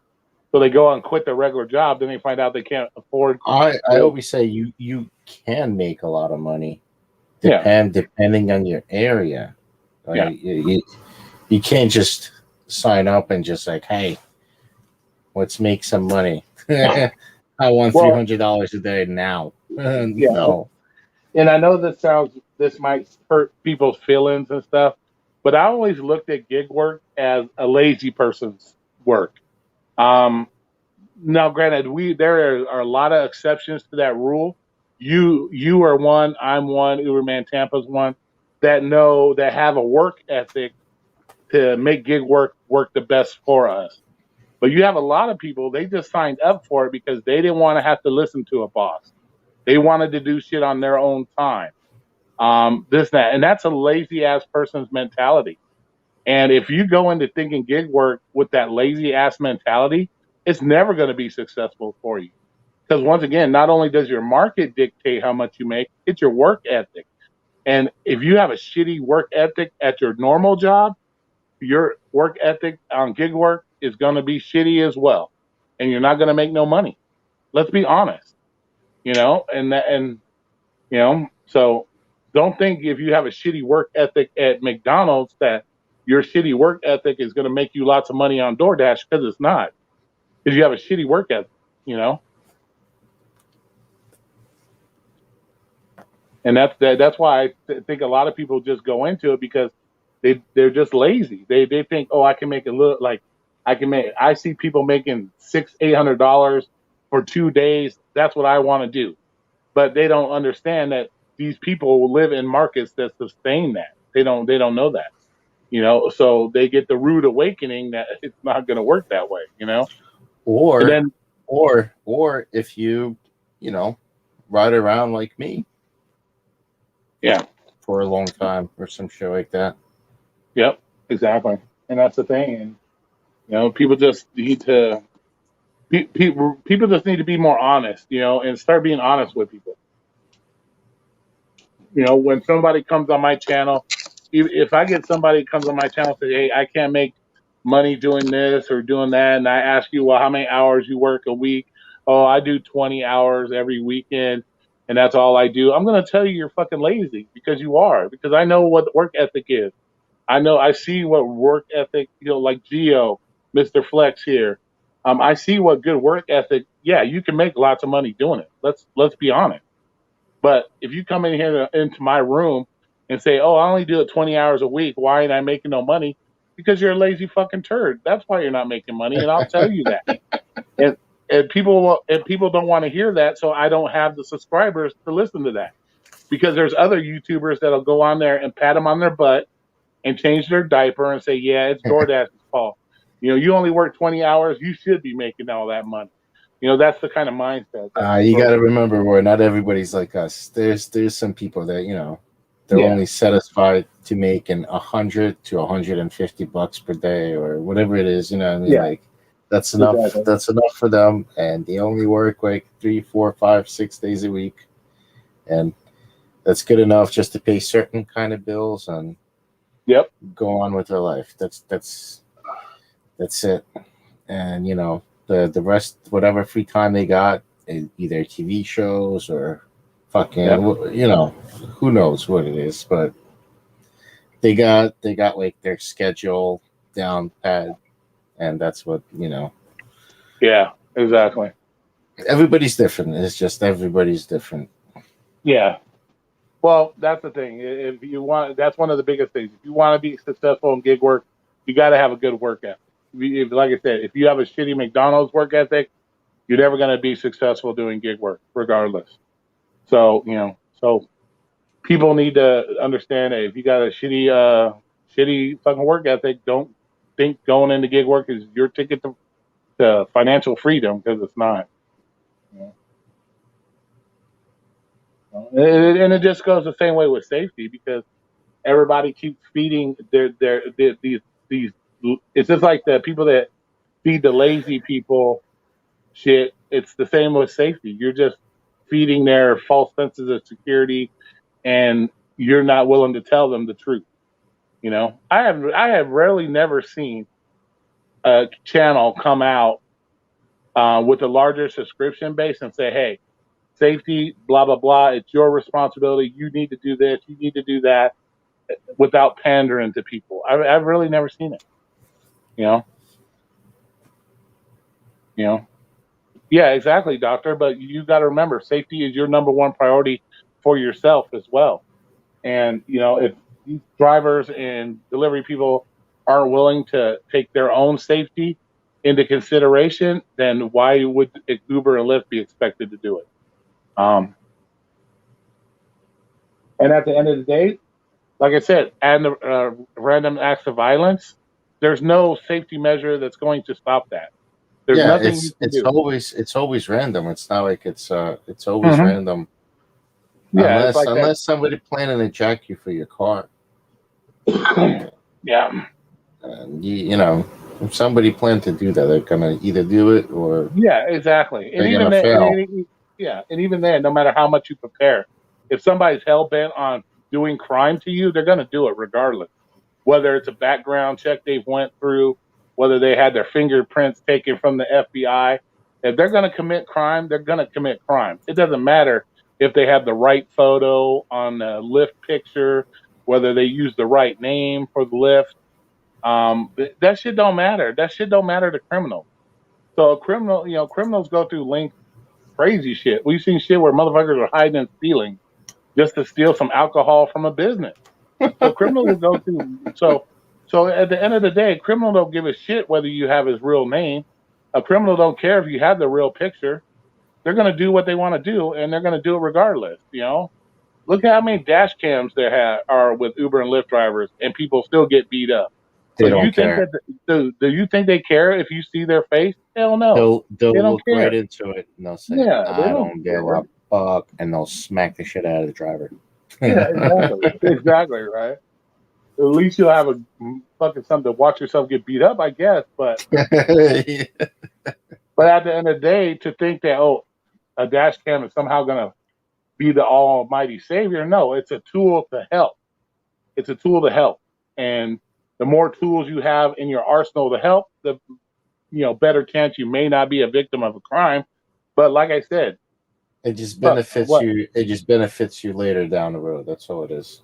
Exactly. Even police officers, they have the best equipment, they have everything at their disposal, and they still get killed on a daily basis. So you never know. You just never know. And on an on-demand service job like Uber and Lyft, it's bound to happen. No different than, like I said, you walk in to buy a Slurpee, some fool walks in to rob the fucking 7-Eleven. No different, you know. So to expect Uber and Lyft to go through jump through all these hoops just to make you feel safer when you don't even take it on yourself to be safe, yeah, you're just spewing bullshit, in my opinion. You know, at the end of the day. You know? Granted, like I said, nobody wants to see anybody get their ass whooped or killed, but we got to realize it happens every day, and it's just not Uber and Lyft drivers. It's every occupation. Shit, you can walk out your door and get hit by a bus. It doesn't matter. It's gonna happen. It's gonna happen. There's nothing, you know. And so, like I said, throwing money at the problem isn't gonna fix the problem. At the end of the day, let's fucking face it. You know. You know. So, it's like I said, Uber and Lyft drivers. What 107 of them were killed last year in car accidents. Are you gonna yell at Uber and Lyft because they didn't wrap your car in bubble wrap to protect you from being in a car accident? You know what I'm saying? It's like people just have these unrealistic expectations, and nobody's wanting to tell anybody the truth, you know. So They're gonna come out with some fucking Uber yeah, Lyft fucking life insurance. yeah, right. Well, I guess like when Lyft first started, they kind of had that big ass mustache. I guess that kind of helped buffer a car accident a little bit with that big ass giant mustache. But uh, it says that people just need to realize that random acts of violence and blaming these companies on random acts of violence isn't going to solve the problem. You know, if you keep blaming Uber and Lyft, like I said, Uber and Lyft ain't going to come lock your car. You got to learn to lock your own doors. You know, Uber and Lyft can't do that for you. And if you can't do that, It doesn't matter what anybody tells you or does for you. At the end of the day, it's still not going to make a difference.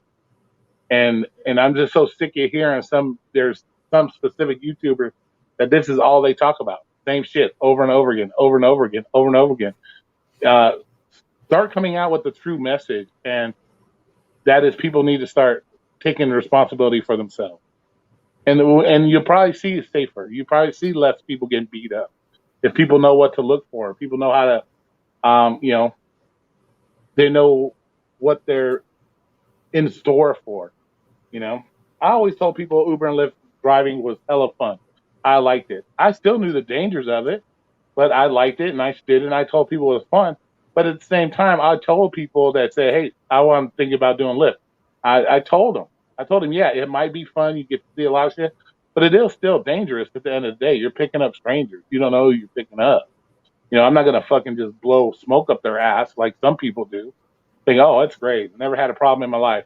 Any Lyft driver that has a specific number of rides under their belt, trust me, they've had a fucking issue. So any Uber and Lyft driver that's had that a fair amount of rides, talk about, oh, I never had one issue, they're a fucking liar to begin with. That right there is a blatant lie. We've all dealt with some issue driving Uber and Lyft. So to sit there and think, oh, to tell a person that's thinking about doing it, oh, I never had any problem. You're just, once again, you're feeding into the false sense of security and you're feeding them bullshit. Yeah. It's just like every DoorDash driver ran into a problem, food not delivered. Yeah, at least exactly. a couple of times. Yeah, exactly. I'm sure it happened to you, right? Have it happened to you? Well, let's see. I've never had anybody claim that they didn't get their food. But then again, I've only had 600 DoorDash. Oh, you're still young. You're still young. Well, I did over 1,000 like Postmates. I still never had anybody say they never got their food. Put it this way.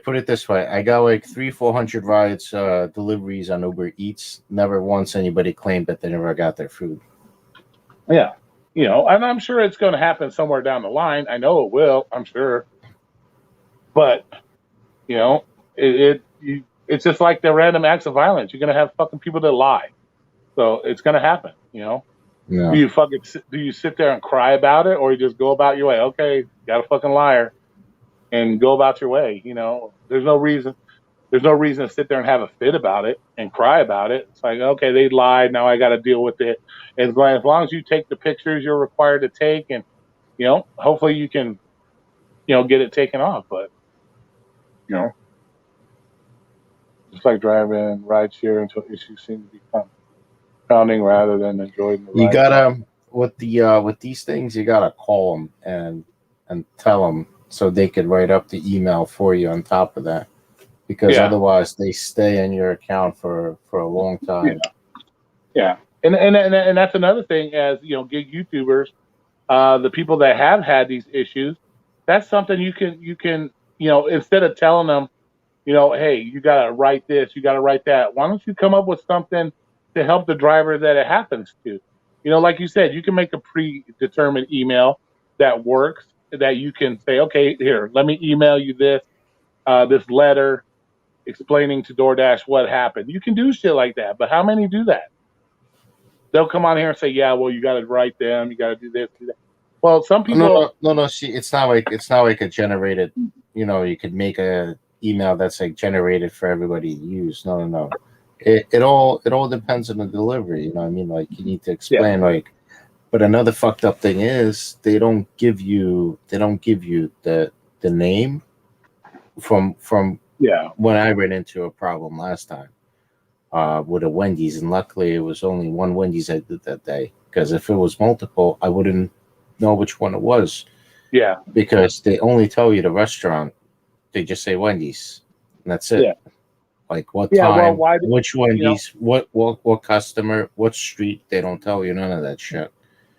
And we got to that was the biggest problem. Yeah. But then again, you got to also understand, why does DoorDash do that? And we've seen the videos, drivers going up to people's houses, crashing into their cars, fucking up their food.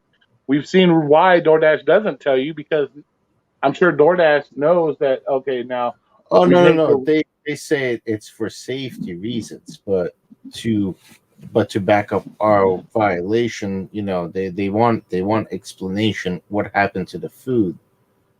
You know what I mean? They well, want it they is. want explanation what happened to that specific food. Yeah. But you say, "Oh, hold on a minute. It's not like it's Chili's or or some other restaurant. It's damn Wendy's, and sometimes you do like 6, 7 Wendy's order per day. Yeah. And how would you know which Wendy's order you took to Yeah. which address? So you know what I mean, like, Yeah. and they want Well, explanation where you dropped it off. I dropped it off on this street and at yeah. this number, but Yeah. how do you know which one it was? It's Well, just that's where the generic generated email would come in handy because um, as long as it covers the basics that you need to explain, then. But I can see where DoorDash says it's for safety because what's going to happen. Let's say DoorDash told you which customer it was, so you want to go back and confront that customer. What happens if that person in their house takes you as a threat and pops a cap in your ass? oh no no Then what? no no because No, I'm just saying. you I'm just don't saying. I because you under could technically you could always go back to your Google thing and whatever it is and track back to where you were. yeah. It's not a problem finding who you deliver to because you're delivering locally, and most likely you'll probably get that douchebag again one day. Yeah. So that's probably not a problem. So But you never know. It could be, it's and a that's it's a it's a problem for them revealing a customer's information, obviously, because it's against their policy. yeah. Well, my thing is too, is that becomes an issue. Let's say, for example, okay, you have a customer that But doesn't that see, doesn't they didn't the get their food.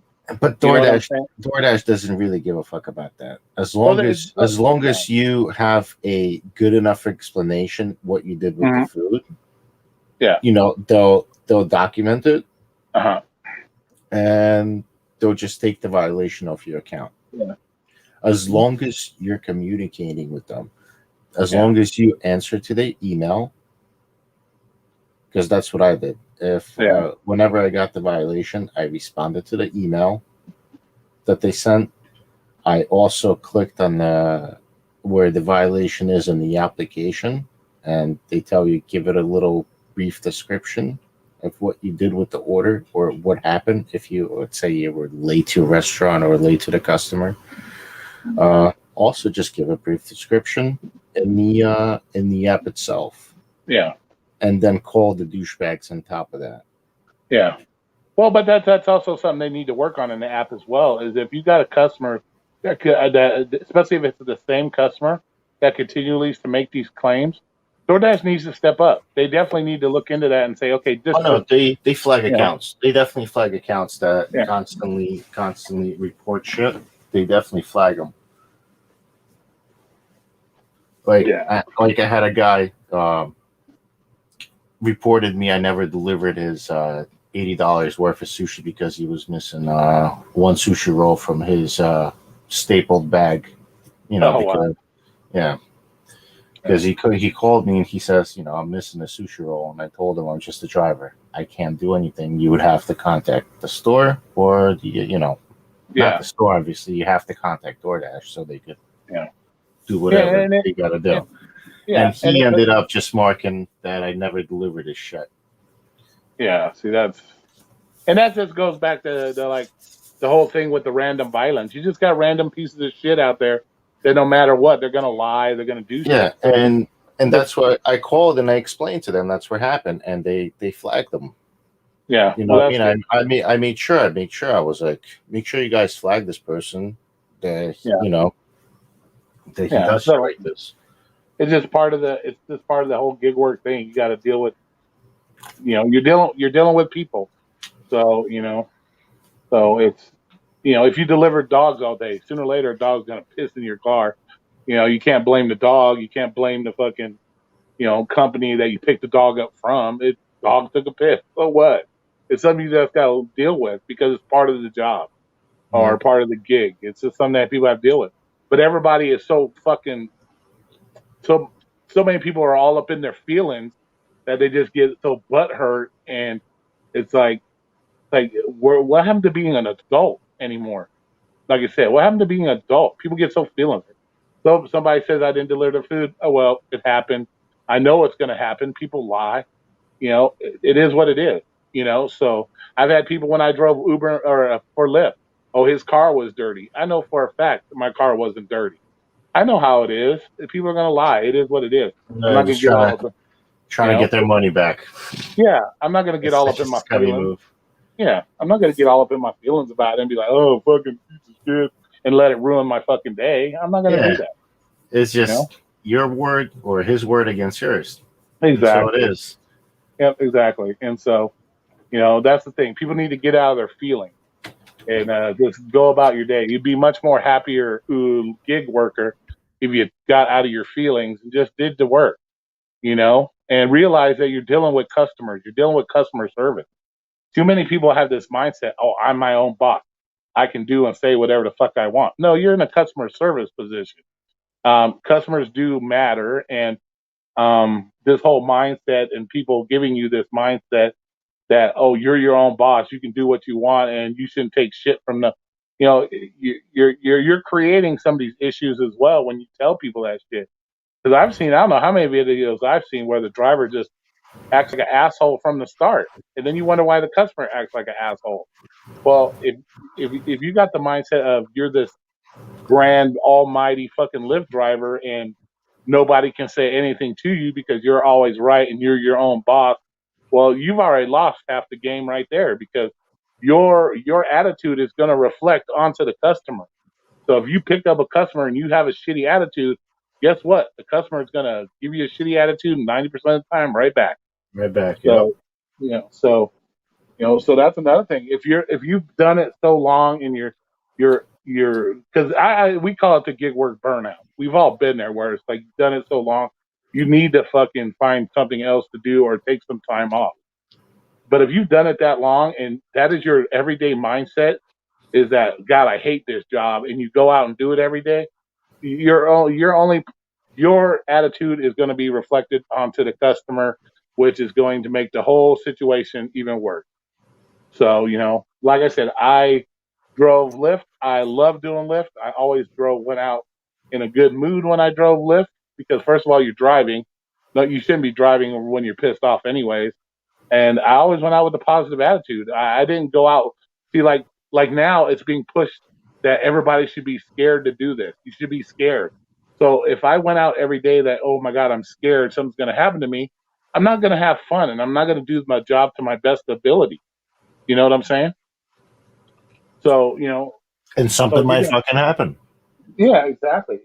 I already know that, hey, yeah, it's a dangerous job. Something might happen, blah, blah, blah. But I'm still going to go out in a good, happy mood to do it because, like you said, I average what, $200 a week in tips.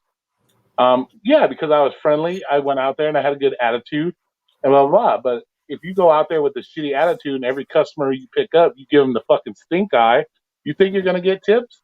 No. Hell no. Because if I'll tell you right now, if I took a lift and the driver turns around, looks at me and gives me some fucking stink eye, yeah, you ain't getting shit. You ain't getting shit from me. Yeah, if you got a negative attitude. Yeah, exactly. And that's one of the biggest problems is we have so many channels out here pushing negative, negative, negative. Oh, be scared to drive. You're gonna die when you drive. All customers are assholes. Blah blah blah. That type of mentality, and that's horrible. Got Beaks and Sensei in the house. What's up?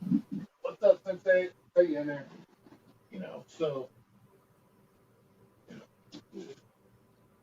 it's just people need to realize that this world has its issues, and people just need to realize that shit, and quit thinking everything. What you going there for, Roy? You going for the Say what? bubbler? You going for the bubbler? What bubbler?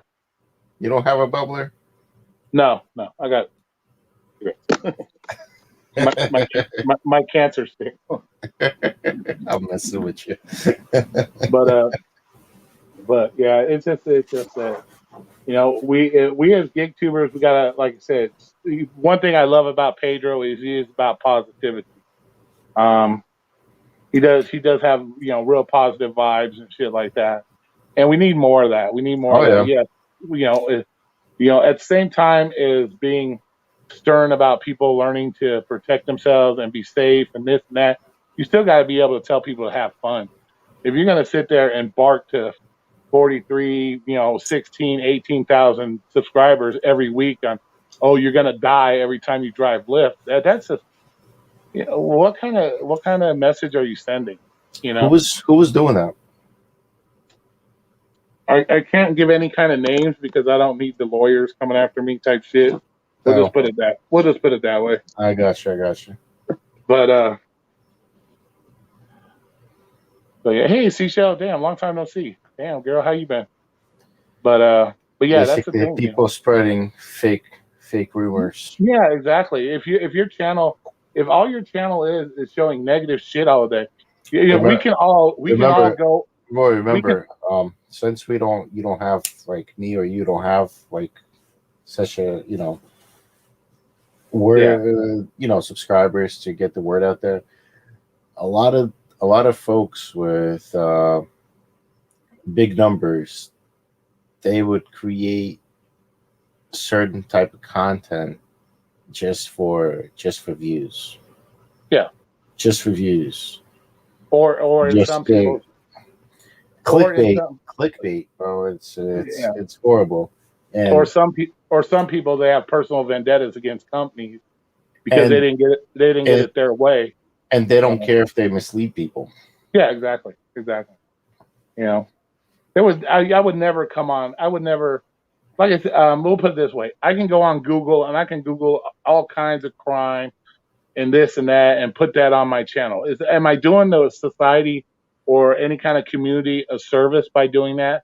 No. Yes, you are doing this service. Is that I would use it as a positive message. Okay, look at this situation. How could this situation be avoided? What if you find yourself in this? It all depends what kind of message you got behind it. Yeah, exactly, and it depends on your alternative motive. You could put all kinds of those like negative videos out there. It's just what kind of message you got behind it. Yeah. So it is what's that guy that does shooting videos? The people that getting robbed, like store owners and whatnot. He does like Asp. I know what you're talking about.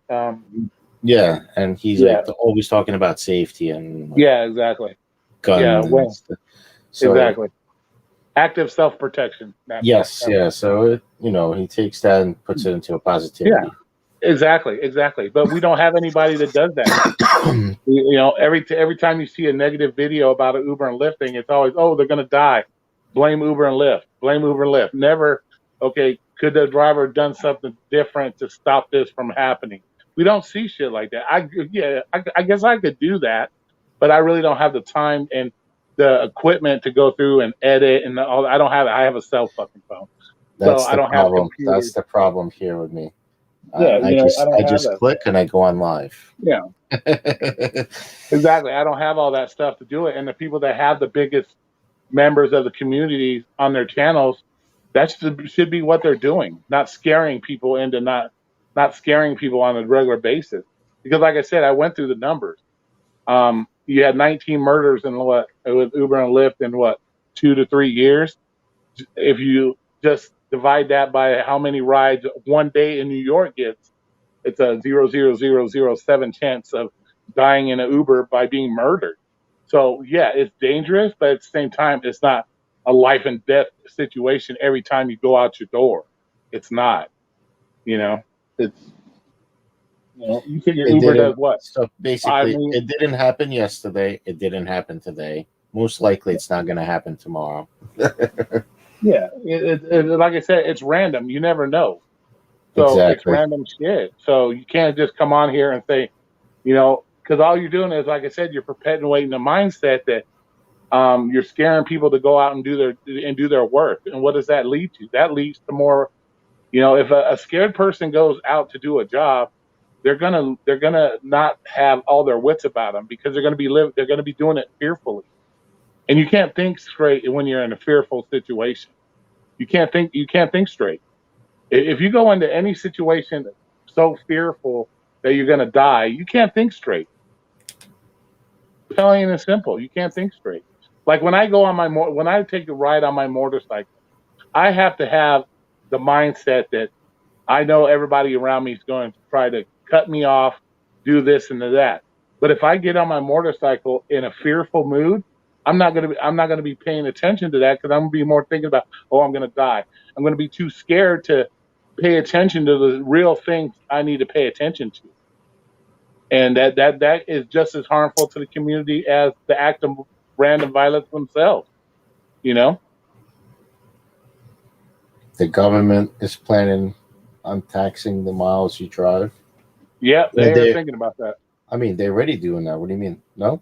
Or for Well, everybody? no, they want to do a per mile tax For everybody? for everybody.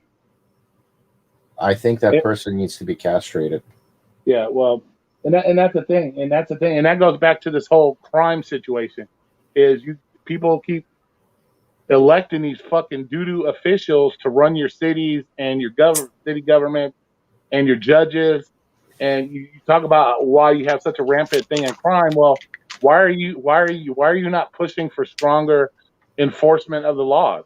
Why aren't you looking for judges um, because they are strong against crime? Oh, because they might like Donald Trump. So, we don't like Donald Trump, so we got to vote for the guy that'll let the criminals out instead of keep them in jail where they need to be. That's the mindset of society right now. And until we start actually getting, like I said, to the root problem, which is our justice system, and get rid of all these people that are soft on crime, these mayors, these judges, these DAs, you're always going to have rampant crime. They're Let's fucking scammers, face dude. let's face it. Look at some of the states that have really strong judicial systems. They don't have these crime issues. They don't. There's, what, probably 50 to 60% of the crime that's happening right now, the majority of it's in like 5 or 6 cities. So what does that tell you?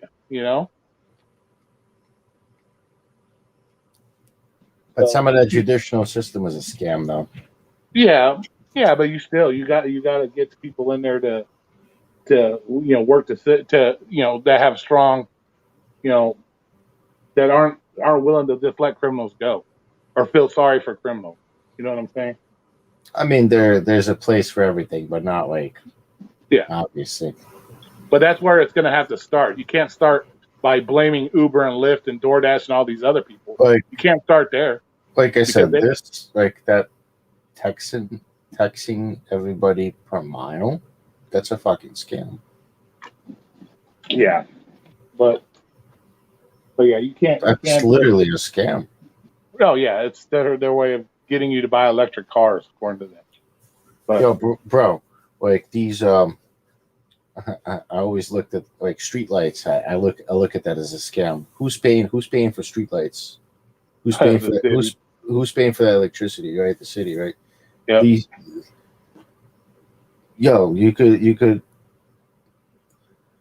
You could walk like on some of these streetlights. You could barely see anything. yeah, What's the purpose of these fucking things? yeah, exactly. Well, And you got them everywhere in U.S. Everywhere. That's eating up how much millions, trillions of freaking dollars. yeah, exactly.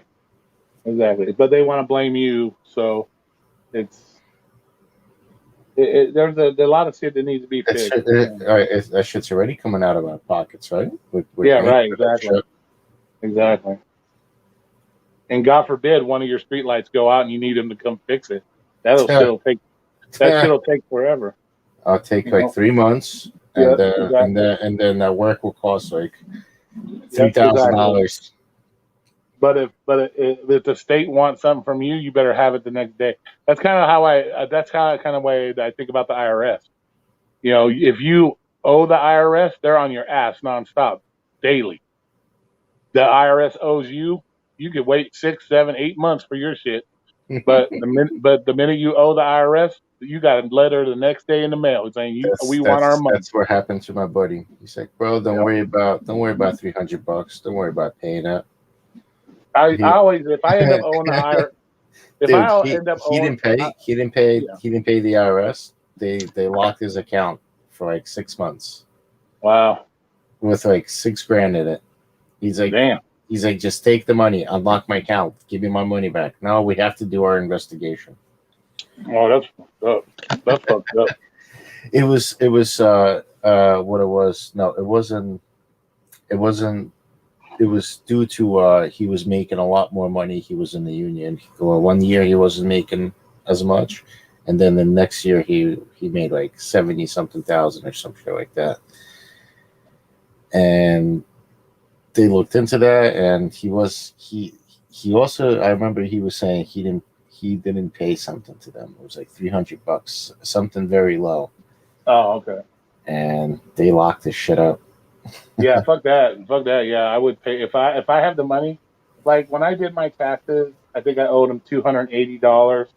I just let it ride to the next year because it's not a big enough amount. Like usually they'll just take it out of the next year's shit, so I'm not really too worried about it. But if I had the money, I would have paid them. Just to get it because I don't want to hear it. I don't want to deal with the drama. I paid. And I definitely, and it's funny how you have all these fucking people that owe them millions. But yet you owe them $300 and they're there to arrest you. But yet they don't arrest the guy that owes $1 million. I had to pay him $8,400. Whew, good lord. Damn, dude. On it was 104. On 104, I paid him $8,400. Good lord. Hey, Miss Cincy, how you doing? Yeah, that's crazy, man. But hopefully we can, like I said, if we get enough channels that hear the message and start, spreading the message about the safety and.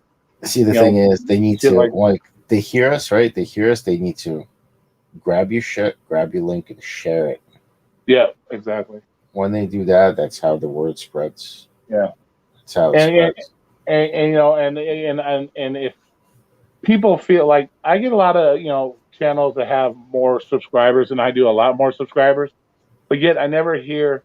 The only one recently I've heard pushing my channel is Pedro, because Pedro understands the message. He thinks it's a good message, but I get a lot of people that say, "Hey," in my comments, "Hey, Roy, that's a good message. It's a good video," blah blah blah. But yet nobody pushes my channel. Nobody pushes people to come to the channel so they can, hear it for themselves.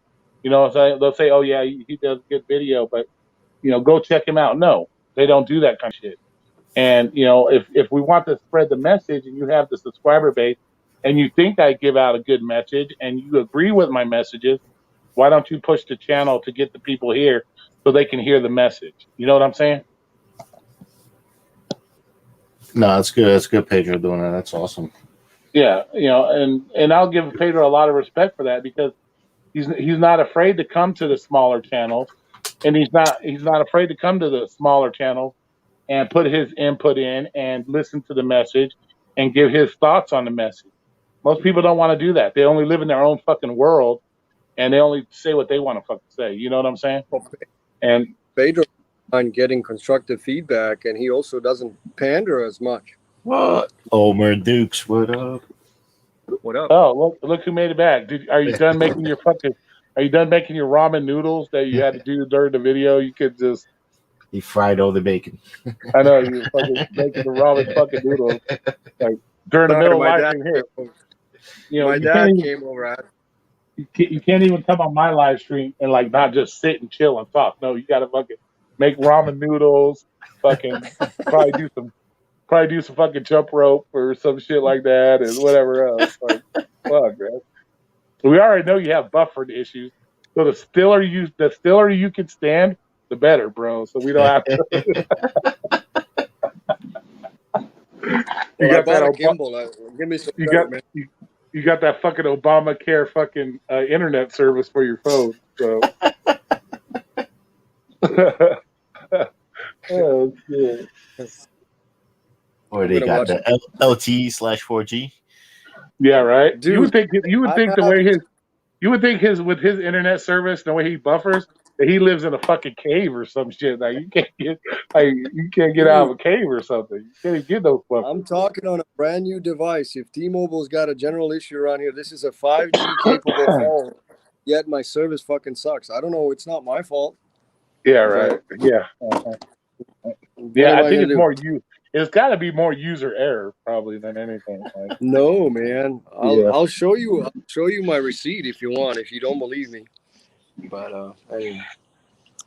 So what did you guys come up with? What conclusions did you come up well, with? no, what we need to be come up with is what here's my idea. What needs to come up with is first, as gig workers, we need to come up with a real solution to shit, not just blaming the company.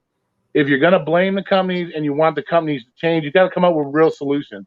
Not quit bitching about the same shit over and over again that nobody's listening to.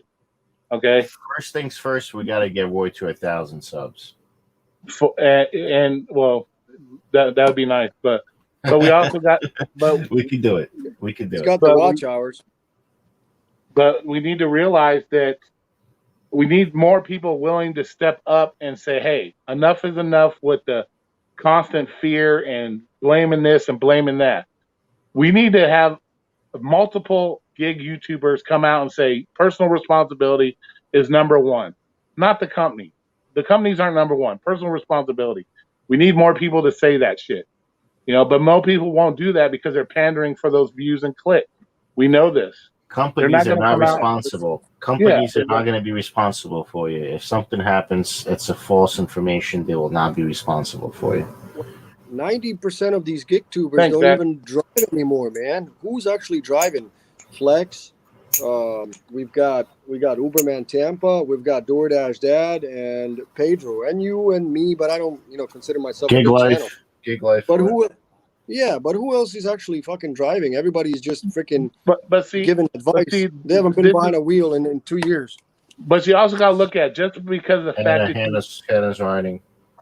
But also, just because of the fact you drive doesn't mean that you know what are some of the best solutions for this problem. Like, I can speak on Uber and Lyft because I drove for Lyft. I did 12,500 miles. So I can speak on that. You can't expect Kim, who drives DoorDash and Grubhub, to speak on rideshare because she doesn't do it. Right. So but you've sent me numerous stories to cover on rideshare, but I choose not to cover them because I haven't done rideshare enough in the last 2 years to I don't want to touch on that because you need to see, and that's your problem, is you need to do that because the same issues you had back when you were driving still exist to this day. So just because you haven't I haven't driven Lyft since 2019, but the same problems that existed back when I did it are the same exact problems that exist today. So plain it is how it is. It's not like it has changed that much, other than the amount of money.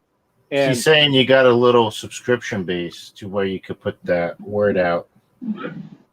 Yes, you have about the solutions of what's going on with the bullshit with the rideshare.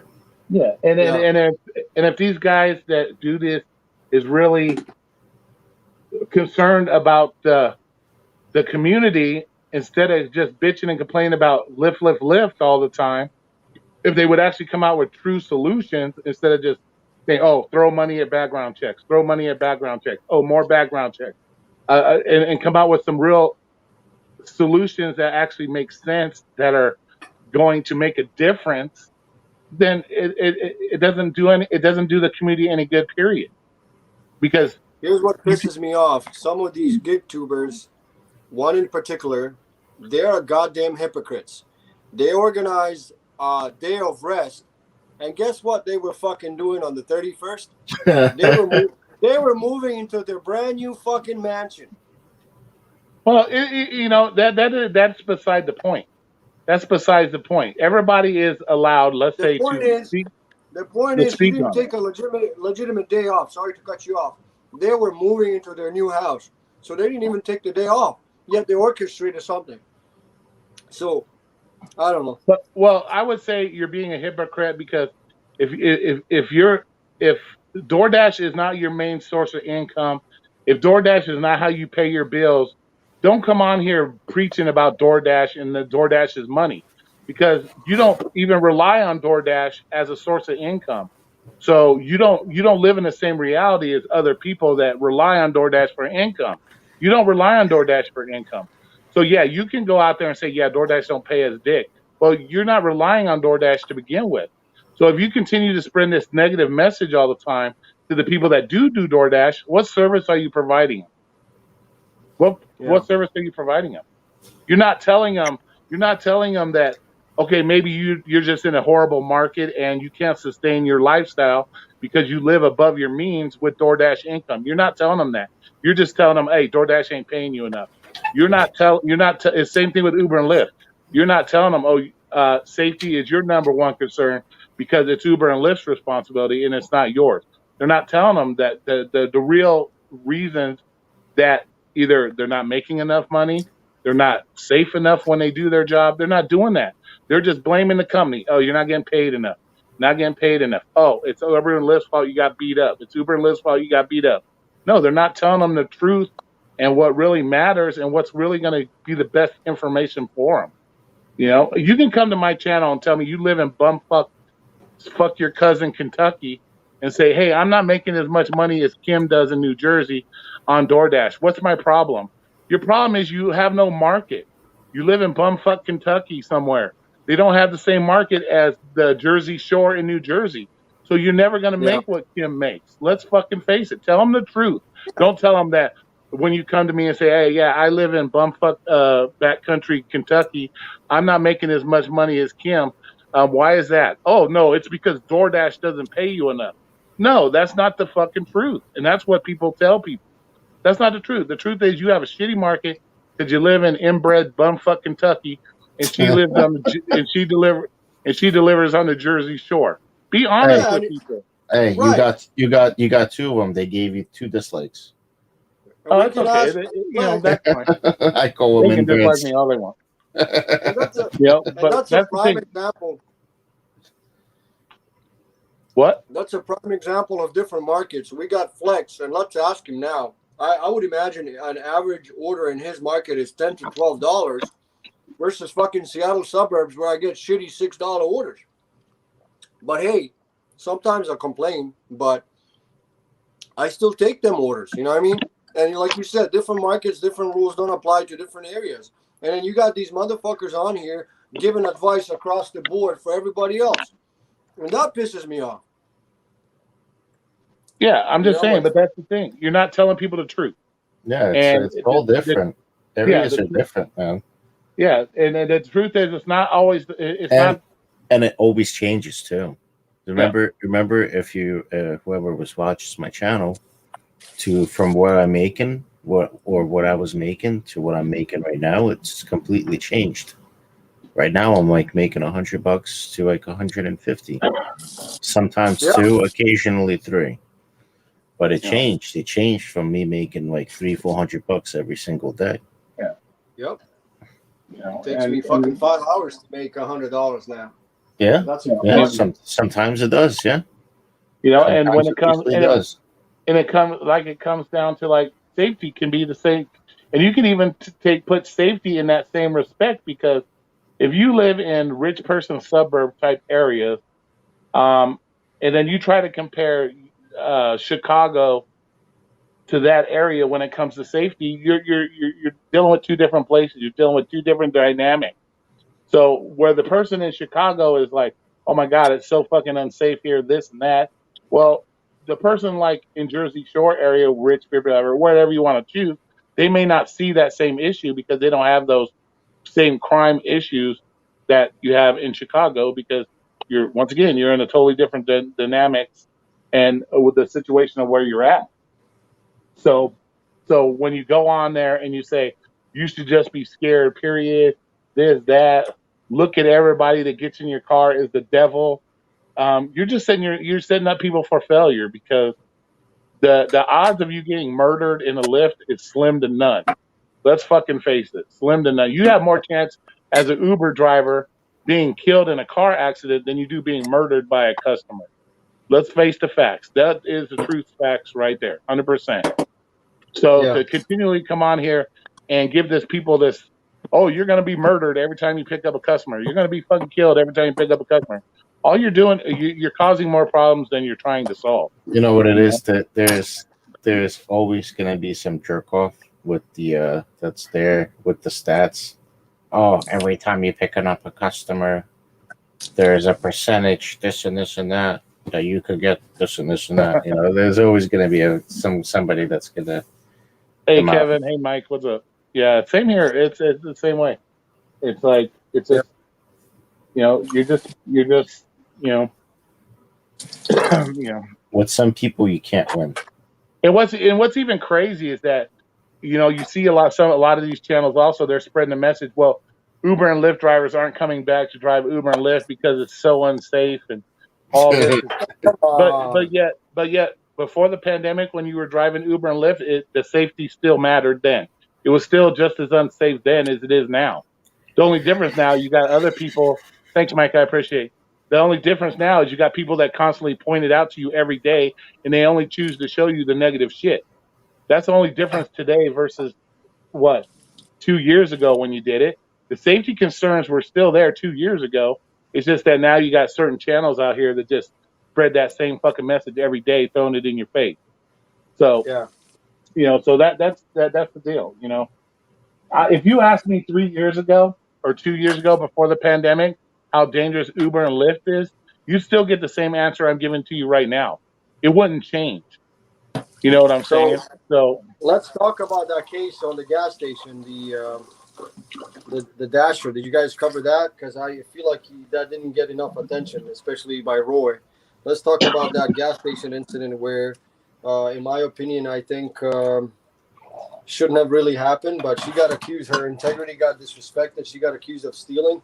What do you guys think? Are you guys aware of that case? What happened with the gas station? What? So she went in, picked up the order from the gas station, and she walked out and then... Oh, you talking about the 7-Eleven one? The 7-Eleven. Was it a gas station or a 7-Eleven? Yeah. It was a 7-Eleven. It wasn't her fault. She did nothing wrong in that situation. That was the fucking clerk that lost her shit and they did retarded shit. That had nothing to do with the driver. The clerk walked out, and then she should have stayed. She should have stayed in her car instead of. Why? In my opinion. Why? That just goes back to what we're saying about the violent stuff. She has no idea. Maybe this lady didn't see the other lady give her the food, so she was going back in to say, "Hey, yes, this lady gave me the order." Blah blah blah. She didn't have no way of knowing the lady was gonna lose her shit and start slapping her and shit. She was being, in my opinion, she was being nice just to go back and say, "Hey, this is the situation. She gave it to me. Confirm it, and then go back out to her car." She didn't know she was gonna walk in and say, "Hey," and start getting the shit slapped out of her. She didn't know that. You didn't think she went in there to instigate stuff? No, did it sound like she was instigating? No, not really. Exactly. so that means she didn't go there and instigate. I'm just trying to make it more dramatic, man. Come on. What could have been worse is, let's say she didn't. Let's say she chose not. Here's another scenario you can look at it at. Let's say she didn't go back in. Let's say she didn't go back in to try to clarify the issue. What would have happened when she gets out on the road and that 7-Eleven lady calls the popos? Now you got a girl being pulled over, thinking that she's a fucking thief, having to go through all that drama. That's right. That's right. That's a false police report, and the other one will be going away. That's true. But it's just saying, those are the scenarios you got to look at it. In my opinion, she was being nice. She went up there and said, "Hey, this is the girl that gave it to me," and the girl started freaking out, slapping the shit out of her. There's nothing, you can't predict that type of shit, So it happens. It happens. She didn't go in there and say, "Hey, this is the fucking chick that gave it to me. You should just leave me alone." Blah blah. No, she went in there being polite, and the lady lost her shit and started slapping her. That's not her fault. Yeah, I hear you, man. So, no, she did the right thing in my opinion. She did nothing wrong. I can't see any fault in what she did. You don't think that could have been prevented in any way? Could it have been prevented in any other way? Not Yeah. really. Not really. No. Maybe her getting slapped in the face could have been prevented because she didn't have to hold her phone all up in the lady's face. That might have helped prevent her from being slapped at Well, and smacked in her face. But yeah. other than that, you can record without having to put your shit and all up in somebody's grill. Come on, let's be honest. You can do that. So But doesn't she and had at every the end of right. the day, Yeah. She had every right to knock her the fuck out. Because she put her hands on her. yeah. But you're betting on nothing changes? Yeah, nothing's going to change, Payman, because nobody is willing to give out real solutions. Nobody's giving it a real solution. You can't change if you don't have a solution for change. You can't change anything. And nobody's willing to step up because like I said, everybody's more willing to blame everybody else instead of stepping up and provide those solutions. It's easier to blame. It's easier to come on YouTube and say it's Uber and Lyft's fault. It's DoorDash's fault instead of picking up the phone, calling somebody like your regulators or writing your regulators and say, hey, can you start looking into these situations regarding pay, regarding this? It's easier just to jump on YouTube because you're going to make money. You're not going to make money if you sit there and email your Congress people, you email your state regulators. You're not getting paid to do that. You're getting paid to come on YouTube and yell and scream and blame it all on Lyft and Uber. So which one are you going to do? See, but see, it's You're going to do the DoorDash's one that fault. pays money. It's DoorDash's fault because my rating dropped to 4.94. They always have me show up late. The maps are wrong, and the customer gets their food late, even though I was on time, or the restaurant. It's DoorDash's fault. Yeah, but at the same time, even if it is DoorDash's fault, bro, you're dealing with a company that's doing millions of orders every day through an app on your cell phone. Things are going to Okay, happen. You're going to have to deal. let me You're cut going, you guys there right there. You can't compare the food with the yeah, with the delivering Uber. people. Yeah, exactly. Plus Uber is a totally different platform. Yeah. It's different. Yeah. I believe there's a lot more, a lot more mishaps in with DoorDash than it is with Uber. But my thing is everybody wants to blame. Okay, I messed them. This thing with my order. That people don't realize that is first of all it's technology. How many times have you been talking on your cell phone and you lose connection for no reason? It's technology. You're going to have glitches. It's something Mhm. you should already expect to happen. You just can't expect, just because it's DoorDash, that DoorDash is never going to have a glitch on their app and there's never going to be a problem. So this, like I said, that's the mindset that other gig tubers and people are giving people, is that they should never have a problem with anything they do. These apps are 100% responsible for everything that happens. No, shit happens, bro. Look at DoorDash Dad. He had a big ass storm automatically come through out of the blue, fucked his power up for 3 days. Is he going to blame the power company for that? No, because it's something that happened. But if it was certain gig tubers, yes, they would be on here bitching at the power company. It's all the power company's fault. It's all the power company's fault.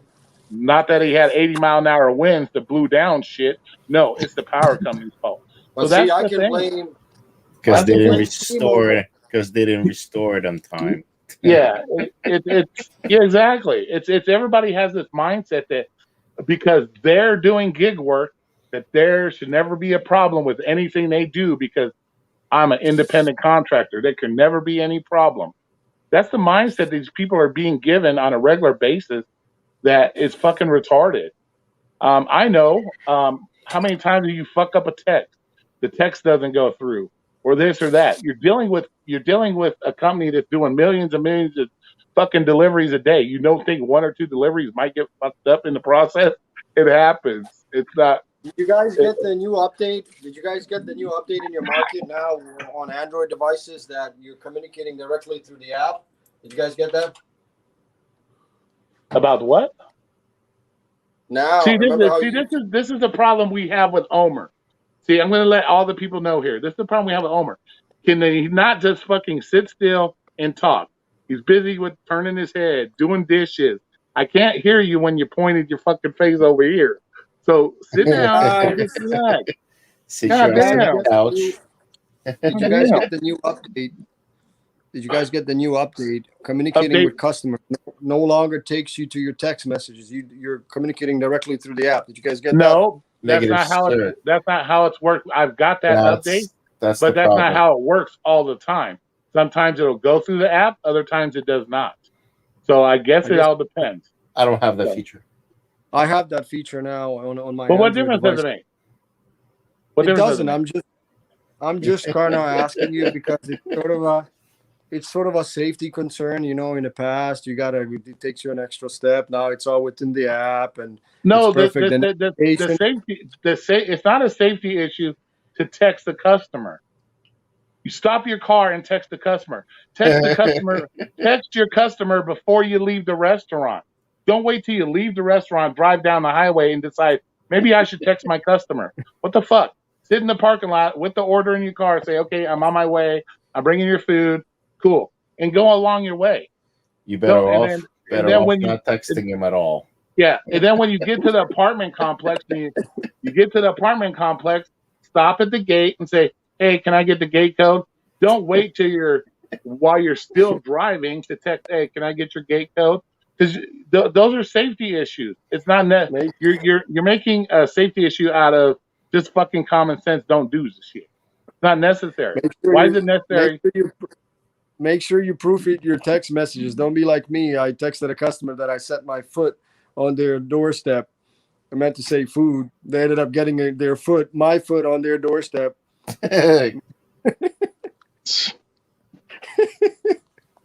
Yeah, shit happens, you know. But that's what I'm saying. Yeah, see, and that's a perfect example of what I'm talking about. Is I'm gonna blame Google Text. No, this is a perfect example. You just gave me the perfect example to use.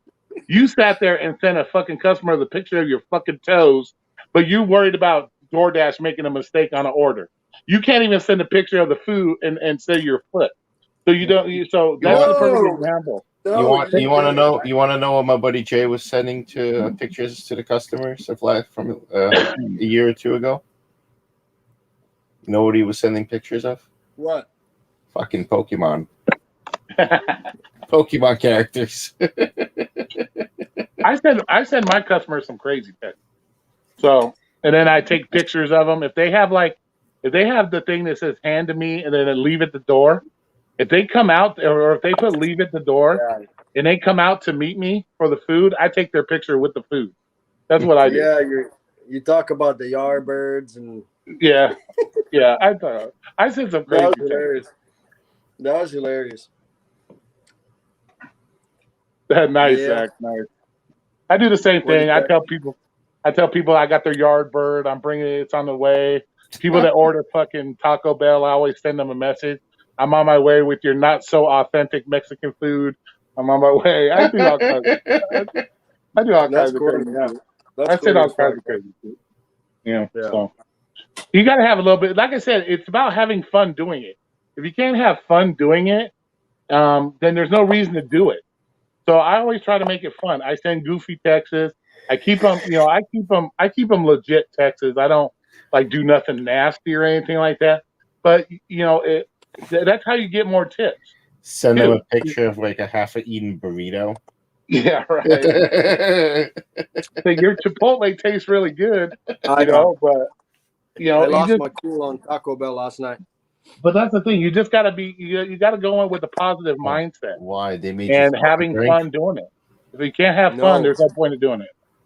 What's the point of being your own boss and making your own schedule if you're fucking miserable all the time doing it? What's the point of doing it? You might as well get a job and be miserable listening to somebody else. Right? Am I right or am I wrong? Omer's been eating that watermelon for the past hour. I know. See, I waited in the drive-thru for 10 minutes. And once again, we see how safe Omer is. Yeah. You don't have a fork in your house? With a knife. You don't have a fork you can eat with? No. So if you slice your fat lip open on my fucking live stream, then what? I got to do a video about how to eat fruit. We got to do a video on how to eat fruit safely. There you go. I There lost you my go. cool. I lost my cool on the Taco Bell staff last night. Why? 10 minutes in the drive-through. They closed their lobby at 9 p.m. and I got there at like 9:02. Right, so I'm going through the drive-through. I'm here for, I think it was Melissa, and I'm waiting and I'm waiting and I'm waiting 10, 12 minutes. I finally get up there and two of them are standing around, dicking around, chit-chatting, talking. Eventually, he opens up the window and he's like, "Oh, you waiting on Melissa's order?" I said, "Yeah." I've been in the drive-through. I've been in the drive-through for 12 minutes. I said, "Yeah." Well, can you pull around? We're gonna and come to the door. I said, "Well, how long is it gonna take?" He's like, "Well, we literally just started on the order. It wasn't in our system. It's gonna take another 10, maybe 15 minutes." And it's like half a mile away at a fucking like Radisson Hotel. It's just down the street. And I'm like, another 10 minutes, 15 minutes. And I'm like, I'm going to get a fucking contract violation or whatever the case might be. I'm like, well, I'm sorry, but I'm not going to wait that long. I already waited 12 minutes. I said, why didn't you fucking tell me when I was at the beginning of the microphone over there? Why didn't you tell me if it wasn't ready? I would have pulled around instead of me waiting in the. I'm like, I'm sorry, guys, but I got to bounce. I said, with all due respect to you, but I can't wait that long, So anyway, I went to Jack in the Box after that, but I cussed them out. I'm not taking Taco Bell anymore. Fuck these guys. I've seen the way you talk to some people and stuff, and the way you are sometimes, and I understand why some people get attitude with you. I understand.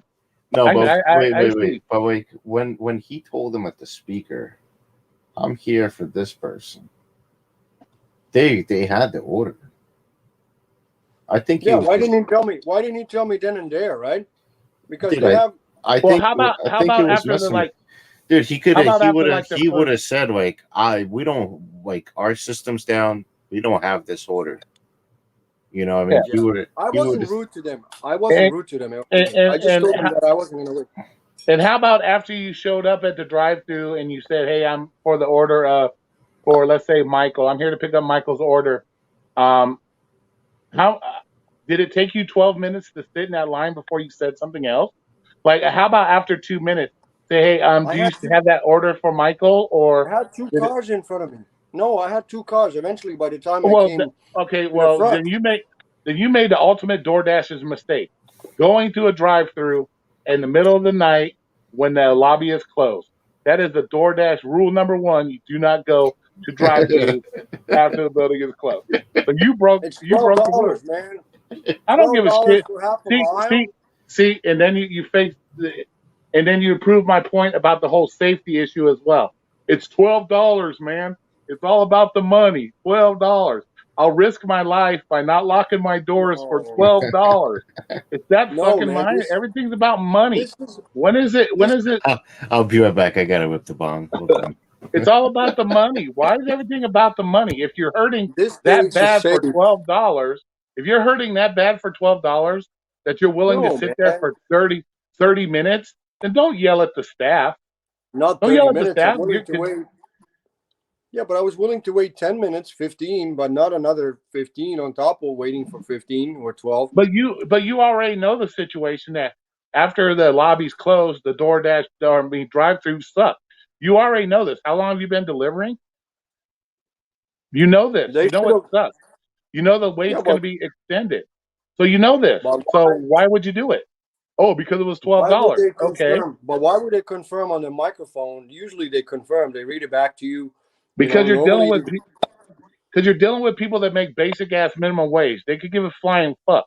Just like DoorDash gives a flying fuck about us, Taco Bell workers don't care about us either. So to assume that they really care, that's why I didn't wait any longer. That's why I didn't wait any longer. You know, you got these fucking kids, high school kids. You think they give a shit about you? No. Yeah, well, that's okay. But why did you do it? At the end of the day, what was the whole reason behind it? $12.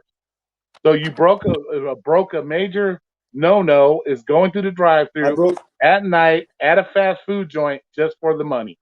See, so it's your fault. It was $12. I don't care if it was fucking $20. I'm not doing it. I'm not doing it. Amateur hour. Yeah.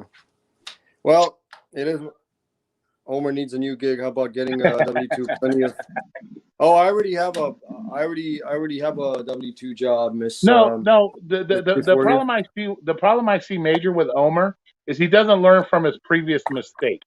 He's had the same issue that's happened to him And probably I didn't multiple drive all times day long. before. He's had this issue multiple times before, and he still ain't learned from his first 25 mistakes. So I that's the. didn't drive all day long, bro. I went out. I went out to make a I'm buck or just two. That's I'm just saying, Omer, you fall into that realm where you don't learn from your mistakes. You've had this happen multiple times before, just like the videos we see of people getting beat up in Ubers and Lyfts that don't know how to lock their door. They never learned the first time they got their ass whooped. So guess what? Video 2 of them getting their ass whooped is now on the internet because they didn't learn from their mistake the first time. So you I, just fall I'm into that same category. I'm looking at the Truth Warrior's avatar. She looks kind of cute. I'm gonna have to look her up now. Oh God, come on. Is she new to your channel? I gotta look her up now. Yeah, She's been okay, talking to me. whatever. She's been talking to me dirty. I like that. That's some kinky fun. I'm just Oh kidding. yeah. That's her. That's her whole purpose. To come here to look at Omer, fucking eat watermelon with a knife. Shut the fuck up. Like get a grip. Where did Flex go? Is he? Well, see here. Well, let's say if you and Truth Warrior and Truth Warrior don't get upset. Just kind of clown around. Let's say you met Truth Warrior and you like say you're making out and you bite her on her neck and she says, "Motherfucker, don't bite me on my neck." And then the next time you meet her, you bite her on her neck and she punches you in your throat. What the fuck? You didn't learn your lesson. So then you got punched in your throat. You see what I'm saying? You need to learn your lesson. If it Yeah. didn't work, if going through the drive through after the hours, the first 25 times didn't work for you, it's not going to work the 26th time, whether it's $16 or $29. It's not going to matter. I Learn from try your not to mistakes. do that, man. I try not to do that. It was the money was there, man. It was worth the wait. But then when they said another 15 minutes, I was like, Then you eh. already wait. You already waited 15. Why not just wait another 15 to get you I $12? waited. I waited 12. I wasn't gonna wait another 15. Well, you already waited 12. You might as well wait the other 10 to get your food and get your $12, right? I was tired, man. I had already done like 3 or 4 deliveries. I'm like, I gotta go home. This shit is getting too annoying. Because I knew the night was just gonna be a drag with them fucking drive-throughs. I had to bounce. I had to get out of there. Okay. So Yeah. so this go. So this is me being Roy being honest with Omer. Why the fuck do you drive at that time of the night if it's nothing but drama for you? Why? This goes back to the whole thing we've been talking It about was supposed to be my personal. last delivery. It was supposed to Can I be my finish my? last delivery, and it was. I'm going to And it finish my was. thought. Goes Okay, go back ahead. to the whole situation we've been talking about, personal responsibility, and this and that. And if you know it's nothing but a problem, why do you do it? Why don't you find the time to do it at a I different got time? greedy. I got greedy, man. I got greedy. Okay, so don't blame the Taco Bell workers because you're greedy. Don't blame DoorDash because you're greedy. Don't blame you getting a contract violation on DoorDash because you're greedy. That's the whole thing. Well, We gotta. I Where is personal responsibility? I had to save myself from getting that contract violation. So I had to make the No, decision. you could My have job. saved yourself anyways. Because all you got to do is when you drop off the food, contact DoorDash and tell them, hey, the food was late, blah blah blah. You guys I act didn't like I want to don't. risk. You know what's funny is you guys act like I don't do this. No, I Everything didn't you want to tell risk. me, I've already dealt with. I've already dealt with this stuff. So you're telling me stuff that I already know about. So Mm. I know that if I'm going to be late to a restaurant, I contact DoorDash through the chat and say, "Hey, DoorDash, the restaurant's running about 10 minutes late on this order, so it's going to be late." And they say, "Okay, well, we'll do whatever to do it." Blah blah blah. And I go about my way and deliver the food. I don't get See, contract violations. I would have been about 20 minutes late from the actual pickup. So It that would doesn't have. matter how late you're going to be. Just contact DoorDash through the chat and say, "Hey, the restaurant didn't have the order. I've already been here 12 minutes. They say it's going to be another 10. DoorDash will take care of it. Trust me, I've done it. I'm sure Flex has done it. I'm sure everybody in What's this the room has going? done it." Whatever I do is I communicate with the server. Once I arrive, I just say, order's still being prepared. Yeah. And once I do that, it doesn't matter if it's 20, 30 minutes Or late. are you I doing will- it continuously, or are you doing it once after you arrive? Once. That's all you got to do, just once. Listen, if you keep going back to them, keep back and forth and refreshing the app, yeah, it's gonna show up again, and I it's personally gonna ask you to mark it again. But once is enough. I usually Okay. I myself usually personally write messages when that shit happens. I fucking put in the text.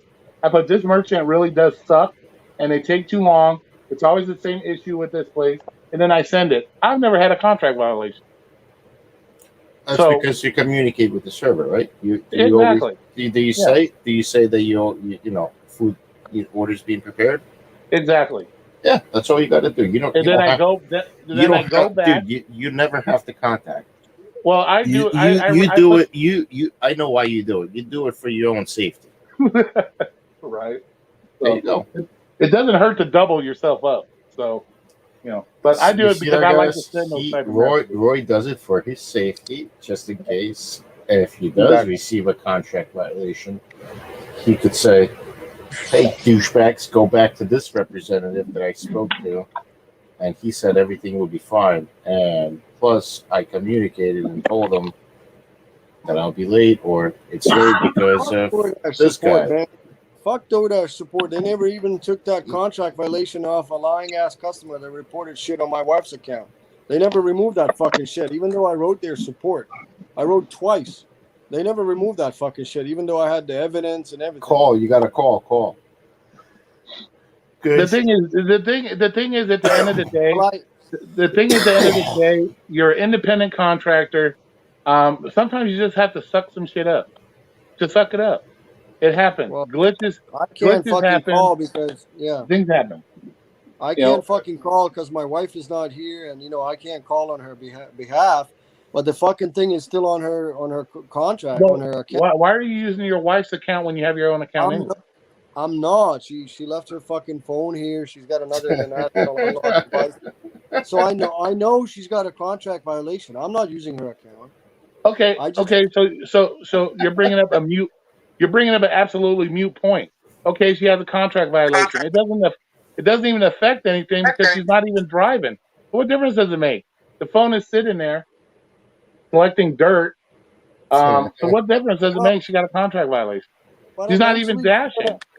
But she's gonna dash when she gets back in a couple of weeks, and then she's got a fucking contract violation that happened in fucking early June that they never removed. And we both wrote emails, or one time she wrote and then I wrote again, and nothing fucking happened. Like, fuck DoorDash support. You know what I mean? Like, they were supposed to remove that because she had evidence that this was a lying ass customer. But see, and your attitude is a problem too, because you're always fuck DoorDash. That's the mindset you have with DoorDash. I don't have that mindset with support. I said support. Support. I didn't say DoorDash. No, I said it is true. Not all of them willing. Yeah, but at the same time, you're having call. You got to call, brother. You're raising your blood pressure over something minute and stupid. So what difference is it at the end of the day? So what? They fucked up. Okay, they fucked up. Suck it up. Why get your blood pressure worked over something that you, at the end of the day, have no control over, and at the end of the day, isn't affecting your ability to do anything? What does it matter? Once again, it goes back to your customer service and your mindset of being positive and going out and having fun and doing this. When you do it, you're having fun. But if you got your mindset on DoorDash support sucks, DoorDash pay sucks, this sucks, everything about this sucks. How are you doing? How are you giving good customer service? My last flip out. Don't do it. My last flip out on DoorDash was I accepted an order for $10.74, and then me driving to the restaurant and realizing the order is $6.25, and the subtotal of that sucker was $78. And at the end of the day, the contract violations, the more you drive, it falls off anyways. So unless you're a habitual person, or you get this, like, you get a contract violation every 3 days or something, which is the odds of that's happening. No. that also that that kind of whatever thing is broken as well. They don't fall off after 100 deliveries. I've I've noticed that one of those I had for like almost 6 months. I've I've nearly delivered like fucking I don't know, way over 1,000 deliveries. Um, Yeah. and it only fell off after I called like my second time, and I like bitched and complained to them like, "Yo, what the fuck?" And Yeah. that's the Wendy's order that I was telling you about. Gotcha. That was hanging over my account for a long time. Yeah, but at the same time, you like I said, we're dealing with a company that deals with millions of deliveries a day. Sooner or later, shit's gonna slip by, and at the end of the day, is Flex worried? Is Flex like losing his shit over a no? He's out there. He's still delivering. He's still doing. I was losing it. I was losing it a little bit over that last one that happened because that should never happen before. Yeah. See, I don't. I The, don't live my. the shit. I don't lose my shit. I lose No, my. because look, I'm accepting an order for something, and I wish I would have realized that that number changed when I was still at my house. I realized that number changed when I was at the restaurant. You know what's crazy is I am more ruthless at my W-2 job than I am with DoorDash stuff. Like I go nuts on people at my other job. So I've been written up twice now. What do you do? Are Well, you like banging the door? I'll go off on it. Like I had a customer, I did okay, and don't take me as an example. I was having a bad day. I had did 7 deliveries already for the night, and I only had 2 tips off of 7 deliveries. So I was already in that kind of mood. You know that kind of mood you get. And so I Yeah. pulled up. It was like a $52 order, and there was 4 cars in the driveway. So I go up. I give them the credit card slip, and they give me the slip back, take the food, and they didn't tip me. So I asked the guy that answered the door, I said, do any of these 4 cars in your driveway work? And he goes, yes. I said, well, do me a favor, since you don't want to show appreciation to the driver for bringing your food, why don't next time you jump in one of your 4 cars and go get your own fucking food next time? And I walked off. And so I got in trouble for that. But, Did he report you? Oh what? hell yeah, reported them. Say what? Did he report your ass? Yeah, he called the store. But, yeah, Why did he call the fucking store? He didn't fucking tip. because of what I said to him. I know, I get it. Did that hurt his feelings? Well, of Fucking course asshole. it's gonna hurt your feelings. Of course it's gonna hurt your feelings, dude. I hurt your feelings with the text sometimes. So Have you ever said anything to a DoorDash customer about not tipping? no, That's different. because first of all, and this is the reason why. First of all, verbally or into the text? What's the difference? no, none of that. Never with the DoorDash. Because first of all, I don't take orders unless I already know my base pay is $2.50. But let's say you did. If I get a $6 order, I know there's a $4 tip, right? Or $3.50. I know there's a tip. But why would I say anything? I don't take orders that. Let's say you did. But let's say you did. Would you ever say anything Well, to a no, customer? because I'm never going to take that order to begin with. I already have But my let's say you standard. did. Let's just say hypothetically you did. Would you say anything to a customer? No. Because once again, I don't take orders that would lead me to that position. I'm saying At my other job, I have no choice. I wouldn't do it. So that's a hypothetical that will never even happen. So there's no point of making a hypothetical that I will never do. My other job is different because I have to take the order. I can't pick my orders. I have to take them. So when I lose 6 out of 8 deliveries don't tip, then I get upset because that's a totally different situation. I have more control over my DoorDash than I do at my other job. I pick what I want to do. I'm not given what I have to do. There's a difference. Yeah. This is a pizza, right? Pizza delivery? Yeah. All right, gotcha. I don't want nobody knowing where I work because I got you. No worries. I have so many stalkers out here. Somebody might try to come stalk me. Okay, he works for Pizza Hut. He works for Pizza Hut. Yeah, right. And I'm pretty sure by now people know where I work. But that's the thing. You just gotta, you know, I understand the negatives and this and that, but too many people are pushing negative and not the positive. So, you know, because that's all you see anymore. That's all you see anymore. And like I said before, if I was to be a new dasher and I'm excited about it, I want to know more about it. When I YouTube Google DoorDash, what do I see? 25 negative things about DoorDash. How does that make me feel as a new driver when you think about it? How does it make me feel? Like, damn, did I really make that fucked up of a decision? So you're already starting off a new dasher with a bunch of negativity about something that they're hyped about and they want to do and they're willing to do. So that's my whole mindset. You know that you're putting already none but negativity in people's mindset. You know, and that what does that lead to? That leads to grumpy ass drivers. Now that person's going to say, okay, do I really want to take DoorDash orders? Do I want to do DoorDash? Or they decide they got to do DoorDash because they signed up for it. Now they're pissed off every time they do a DoorDash order. It's just we need, people need to be more honest with the shit. Yeah, we know there are negatives, but there's also positives. There's a lot of positives too. So, you know, What's on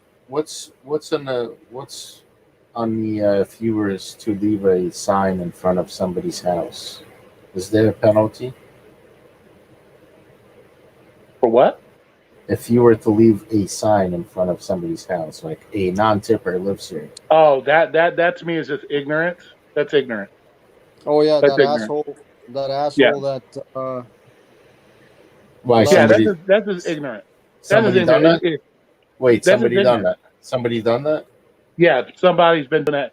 They've been stapling it to like their bag or putting it in their bags or whatever. Yeah, the That's guy just that did it ignorant. on TikTok. Yeah, No, that's I don't watch TikTok. I don't know. yeah. I don't have that much time.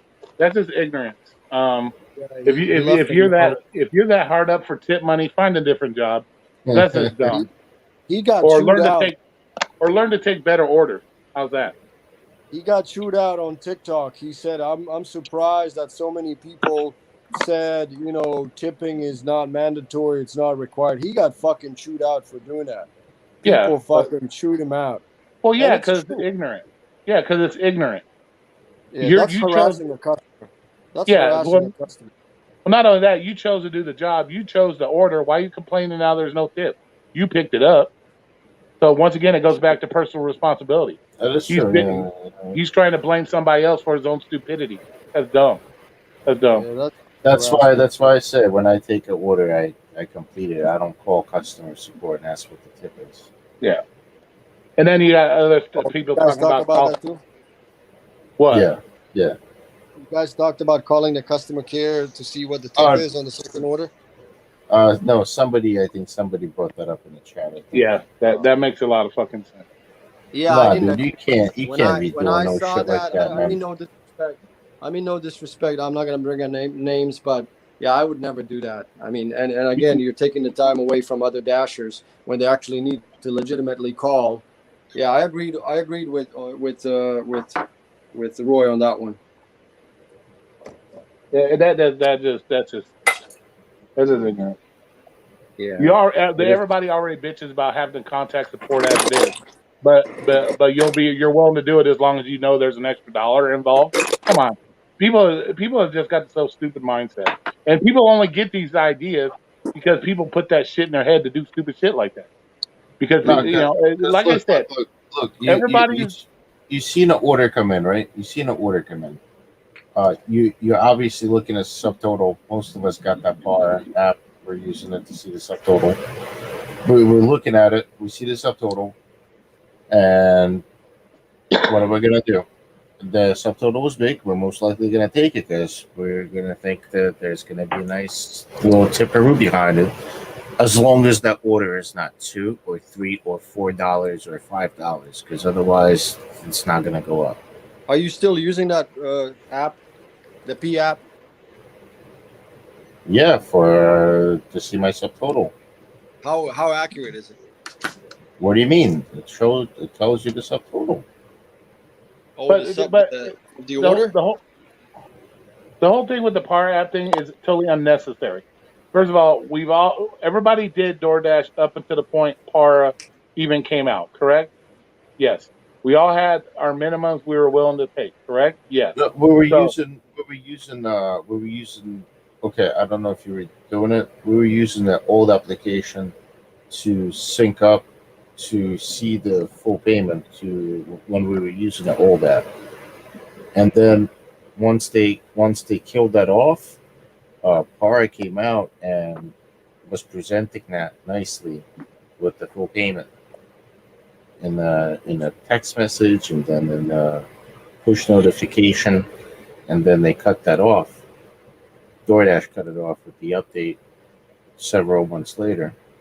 Is the para showing? And now they're showing us the subtotal, which is helpful to the dasher, to other people, because but if you was to receive an order, you can't see the subtotal before you accept the order. You can't see the subtotal. You can only see the items. And yeah, of course I could assess and see what the items are, like by reading them out, make sure it's not fucking 15 fucking sauces. Um, but of course it helps to see the subtotal to make sure it's, whether it's a $23 order or it's a fucking $123 Are order. they showing you zero tip orders? Is that accurate? It does not. I don't look for the prediction. Yes, that's the feature of the Para is the prediction, but none of us use the prediction because we know the predictions are not accurate. They could be close, but we know they're not accurate. So But let's say the zero tip. I personally don't look for it. But let's say the zero tips. Has anybody tested it? Those ones that said zero tips, is it accurate? Like if there's What no do you tip? mean? What you mean? but this is my deal with the whole Para thing. Okay, we didn't need Para to tell us anything. Well, like me, for example, what's my goal? $2.50 to $3 a mile. So as long as the order, even if I had Para, let's say I used it, No, but so it's a 1 mile ride for $6. Okay, Para comes through and says there's an extra $3 tip. I accept the order. Roy, you're wrong. You're wrong right there. You're wrong. Because look, Para was showing you what DoorDash is not. But see, I don't need Para to determine which orders I'm going to take because I already have my threshold set. I'm going to take a one. Well, I see what you're talking about. Some people are not. See, everybody's different. Like we can have the argument there. Everybody's different because you set your mind. You're gonna take $1 or $2, and it doesn't matter what the fuck kind of order it is, as long as it matches your dollar or whatever the two criteria. You're gonna take it no matter what it is. Exactly. Some folks they like to see when they were showing. Okay, me personally, I want to see the full payment, and I don't just go off of 1-2 miles because I'm looking at the whole fucking thing. I want to make as much as I can, and if it's a $13 order and 6 miles, it could go fuck itself. If it's a $13 order and like 2-3 miles, give it to me. I'm gonna go take it and complete it right away. But my whole thing is that most of these people have already been dashing for 2-3 years longer, or have been dashing for that long. It was never an issue before. I see where it becomes an issue because you have a lot of new dashers. Yeah, then maybe it works for them or whatever. But if you have already been doing DoorDash 2, 3, 4 years, you never had. It was never a concern on what the extra tip was. There never was. It's You know what I'm saying? Do you see what am I saying about how I get my the new people that come in that don't know about, of course, then they just don't know about it, and they don't know that some of them don't even know that they hide it. They just like, oh shit, surprise! Oh shit, yeah, extra money, yay! But that's my whole point. Once they find out, like, hey, the company is like kind of manipulating the customer's tip after a while. You know what I mean? Like you get to realize, like they're manipulating the customer's tip. Here's what I would use. Which 100% belongs to you, and you still receiving that tip. At the end, you're gonna receive it. It's yours, but you should not be, jumping through those fucking loopholes and bullshit to see it. The customer is offering you $20 for them to get their food as quick as possible, and for you, to make that $20 as quick as possible. But what DoorDash does, they fucking hide it. They manipulate it to their liking, to their company liking. Who knows what their shit is. I think it's all fucking scam with the canceled orders. That's why they don't show you the full fucking pay, because they would have to cut you off half of the pay of that full order, but they don't. They only cut you half of the pay of the acceptance order that show up on your screen. Well, I don't want to sound like a shill or anything for DoorDash. No, you're not. No, you're not. You just got your, you just got your thing set. You just got your mind set on like $1 or $2 per mile. It doesn't matter, because. But I also see why DoorDash does it as well, because it gives everybody almost like an equal chance. Like, in my opinion, that's why I think DoorDash does it the way they do. Like I said, I'm not a shill for DoorDash, but I think that's why. Is because they're trying to give everybody an opportunity to make money. If they showed everything all the time, you would only have so many people making money.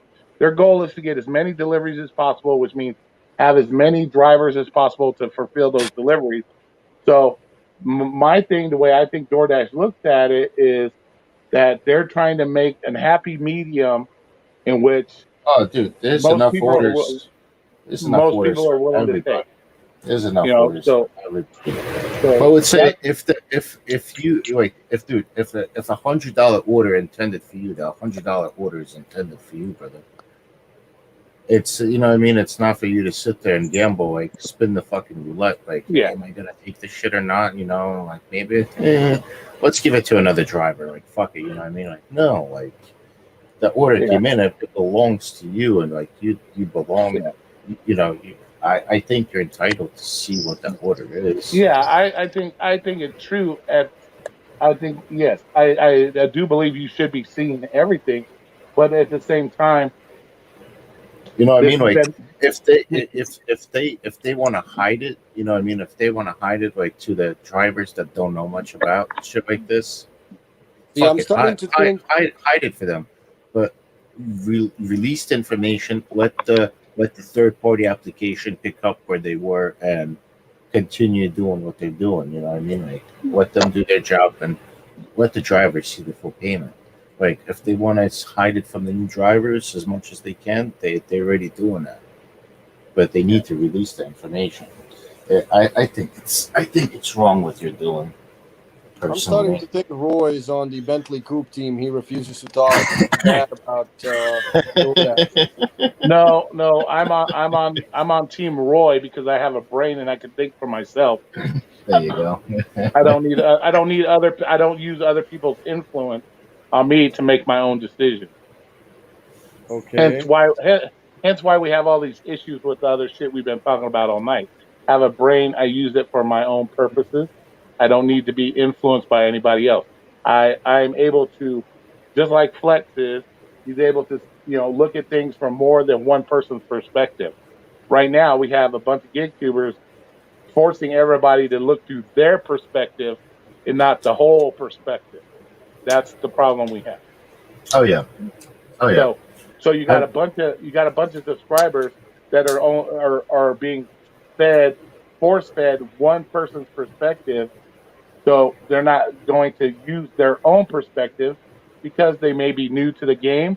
And when you have somebody comes on your channel and you have 13,000 subscribers and you're preaching this one thing, are they going to use their own brain to think otherwise? No. They're going to go, well, he has 13,000 people that listen to what he says, so what he says must be true. Dude, wait till I have so many subscribers, bro. Fucking tubers are going to hate me, bro. But So, see, you don't pander. You know you why? don't- Because I'm gonna you be don't kiss ass. because I'm gonna be promoting everybody.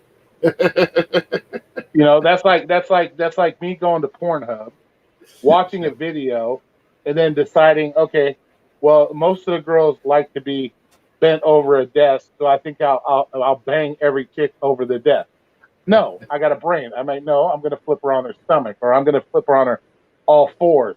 That's what it is. So if you have a new person and all they see is people getting bent over the desk and getting banged, then that's gonna think, okay, that must be the right way to do it.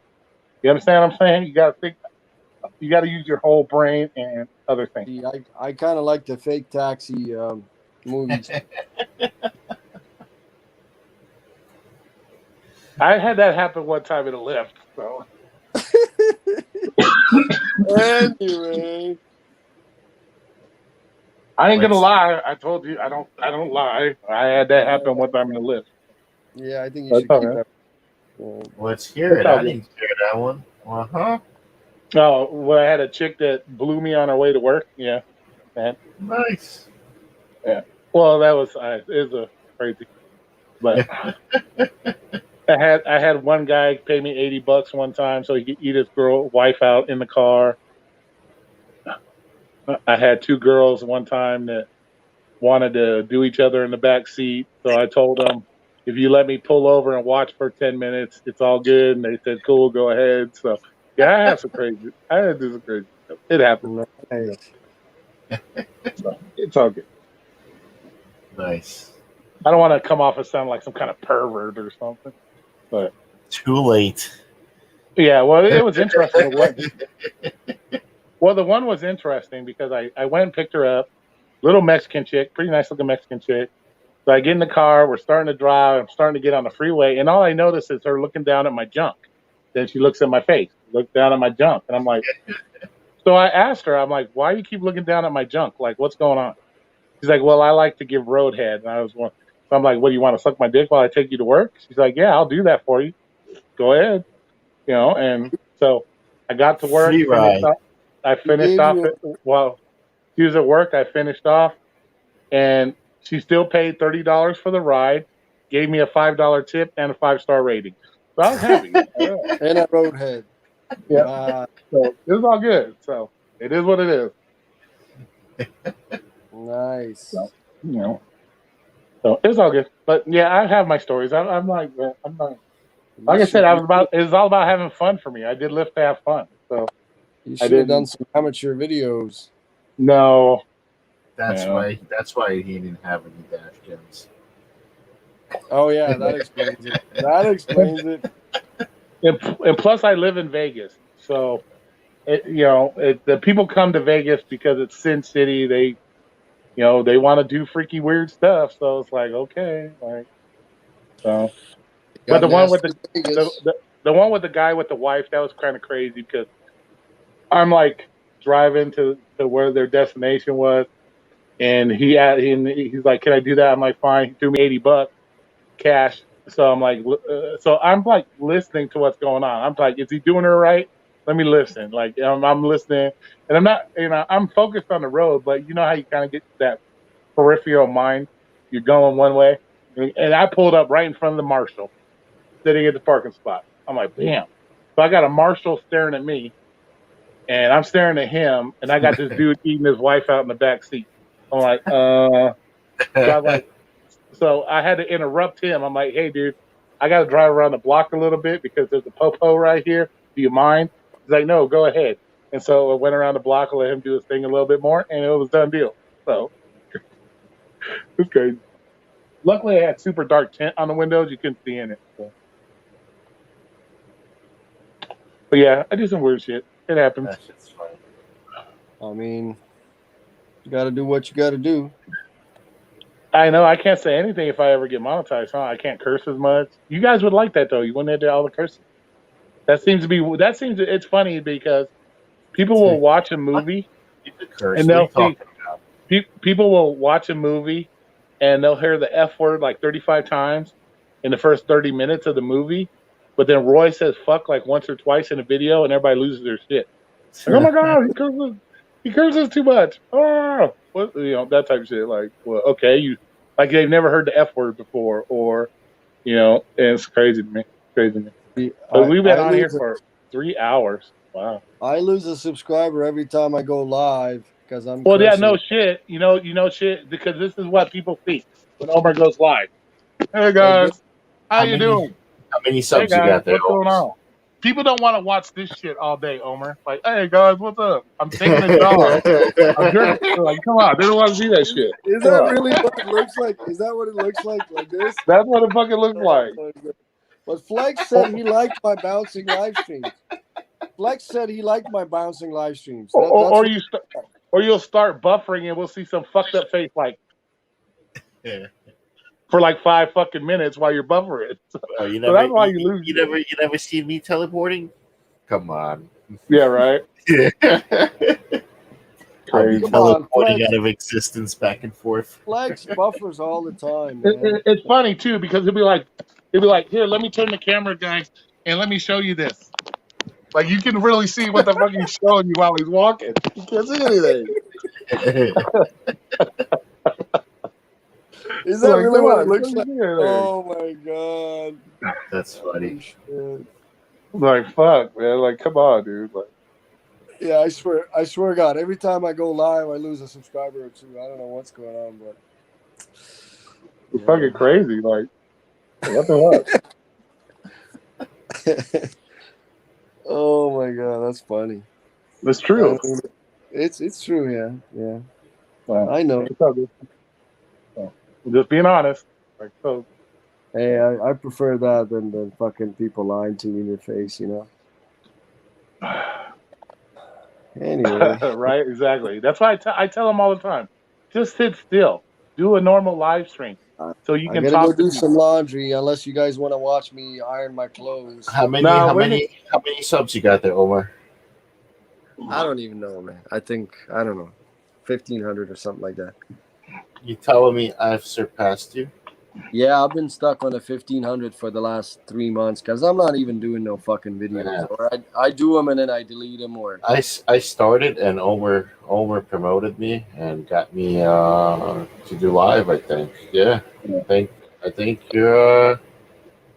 Well, that's why you surpassed them because we can actually see you, not this shit. Hey, what does Flex look like? We can actually see what Flex looks like. That's why. That's why you surpassed him. Because if you have epilepsy, he's fucking gonna make you fall out because you're watching this shit bounce up and down the whole time, and all this other crazy shit. That's why you surpassed him. Well, that's okay, man. Jesus, he's still eating. Holy shit! No, let's see your stomach, dude. No, I can't see my stomach. All right, well, we're gonna go ahead and end this bad boy because it's been over 3 hours. Good lord! All right, man. The time flies. Yo, guys. So maybe I'll do a video with the beginning when we had like the at the end stuff is kind of corny stuff. So we got to do more podcasts like this. Yeah.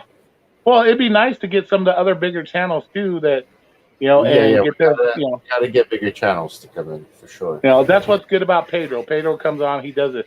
He's not afraid to come on and spread his opinion. Everybody else, nobody seems to want to come on and do anything. They just we got the radio, man. We should set it up tomorrow. It's like they only pick people to come on their channel that are over a certain amount of subscribers. So that's what I see a lot. Like if they have 5,000 or 6,000 subscribers, they'll invite them onto their channel, and so on and so forth. William said Pokemon and Omar videos, both known to. Yeah, right. Exactly. I like that, William. I like that. God forbid Omar ever has any issues like where he may need video evidence because even the cops would be like, "The fuck? What the fuck is going on?" Even the cops would be like, "Well, fuck, this video's no good. What the fuck?" All right, guys. Well, I'm gonna let you go. I appreciate everybody coming on and having a good time. You guys have a good one. Be safe out there. All right. Remember the safety rules. Be safe. And Peace out. We'll talk to you guys later. All right. Thanks, guys. Bye. Yeah.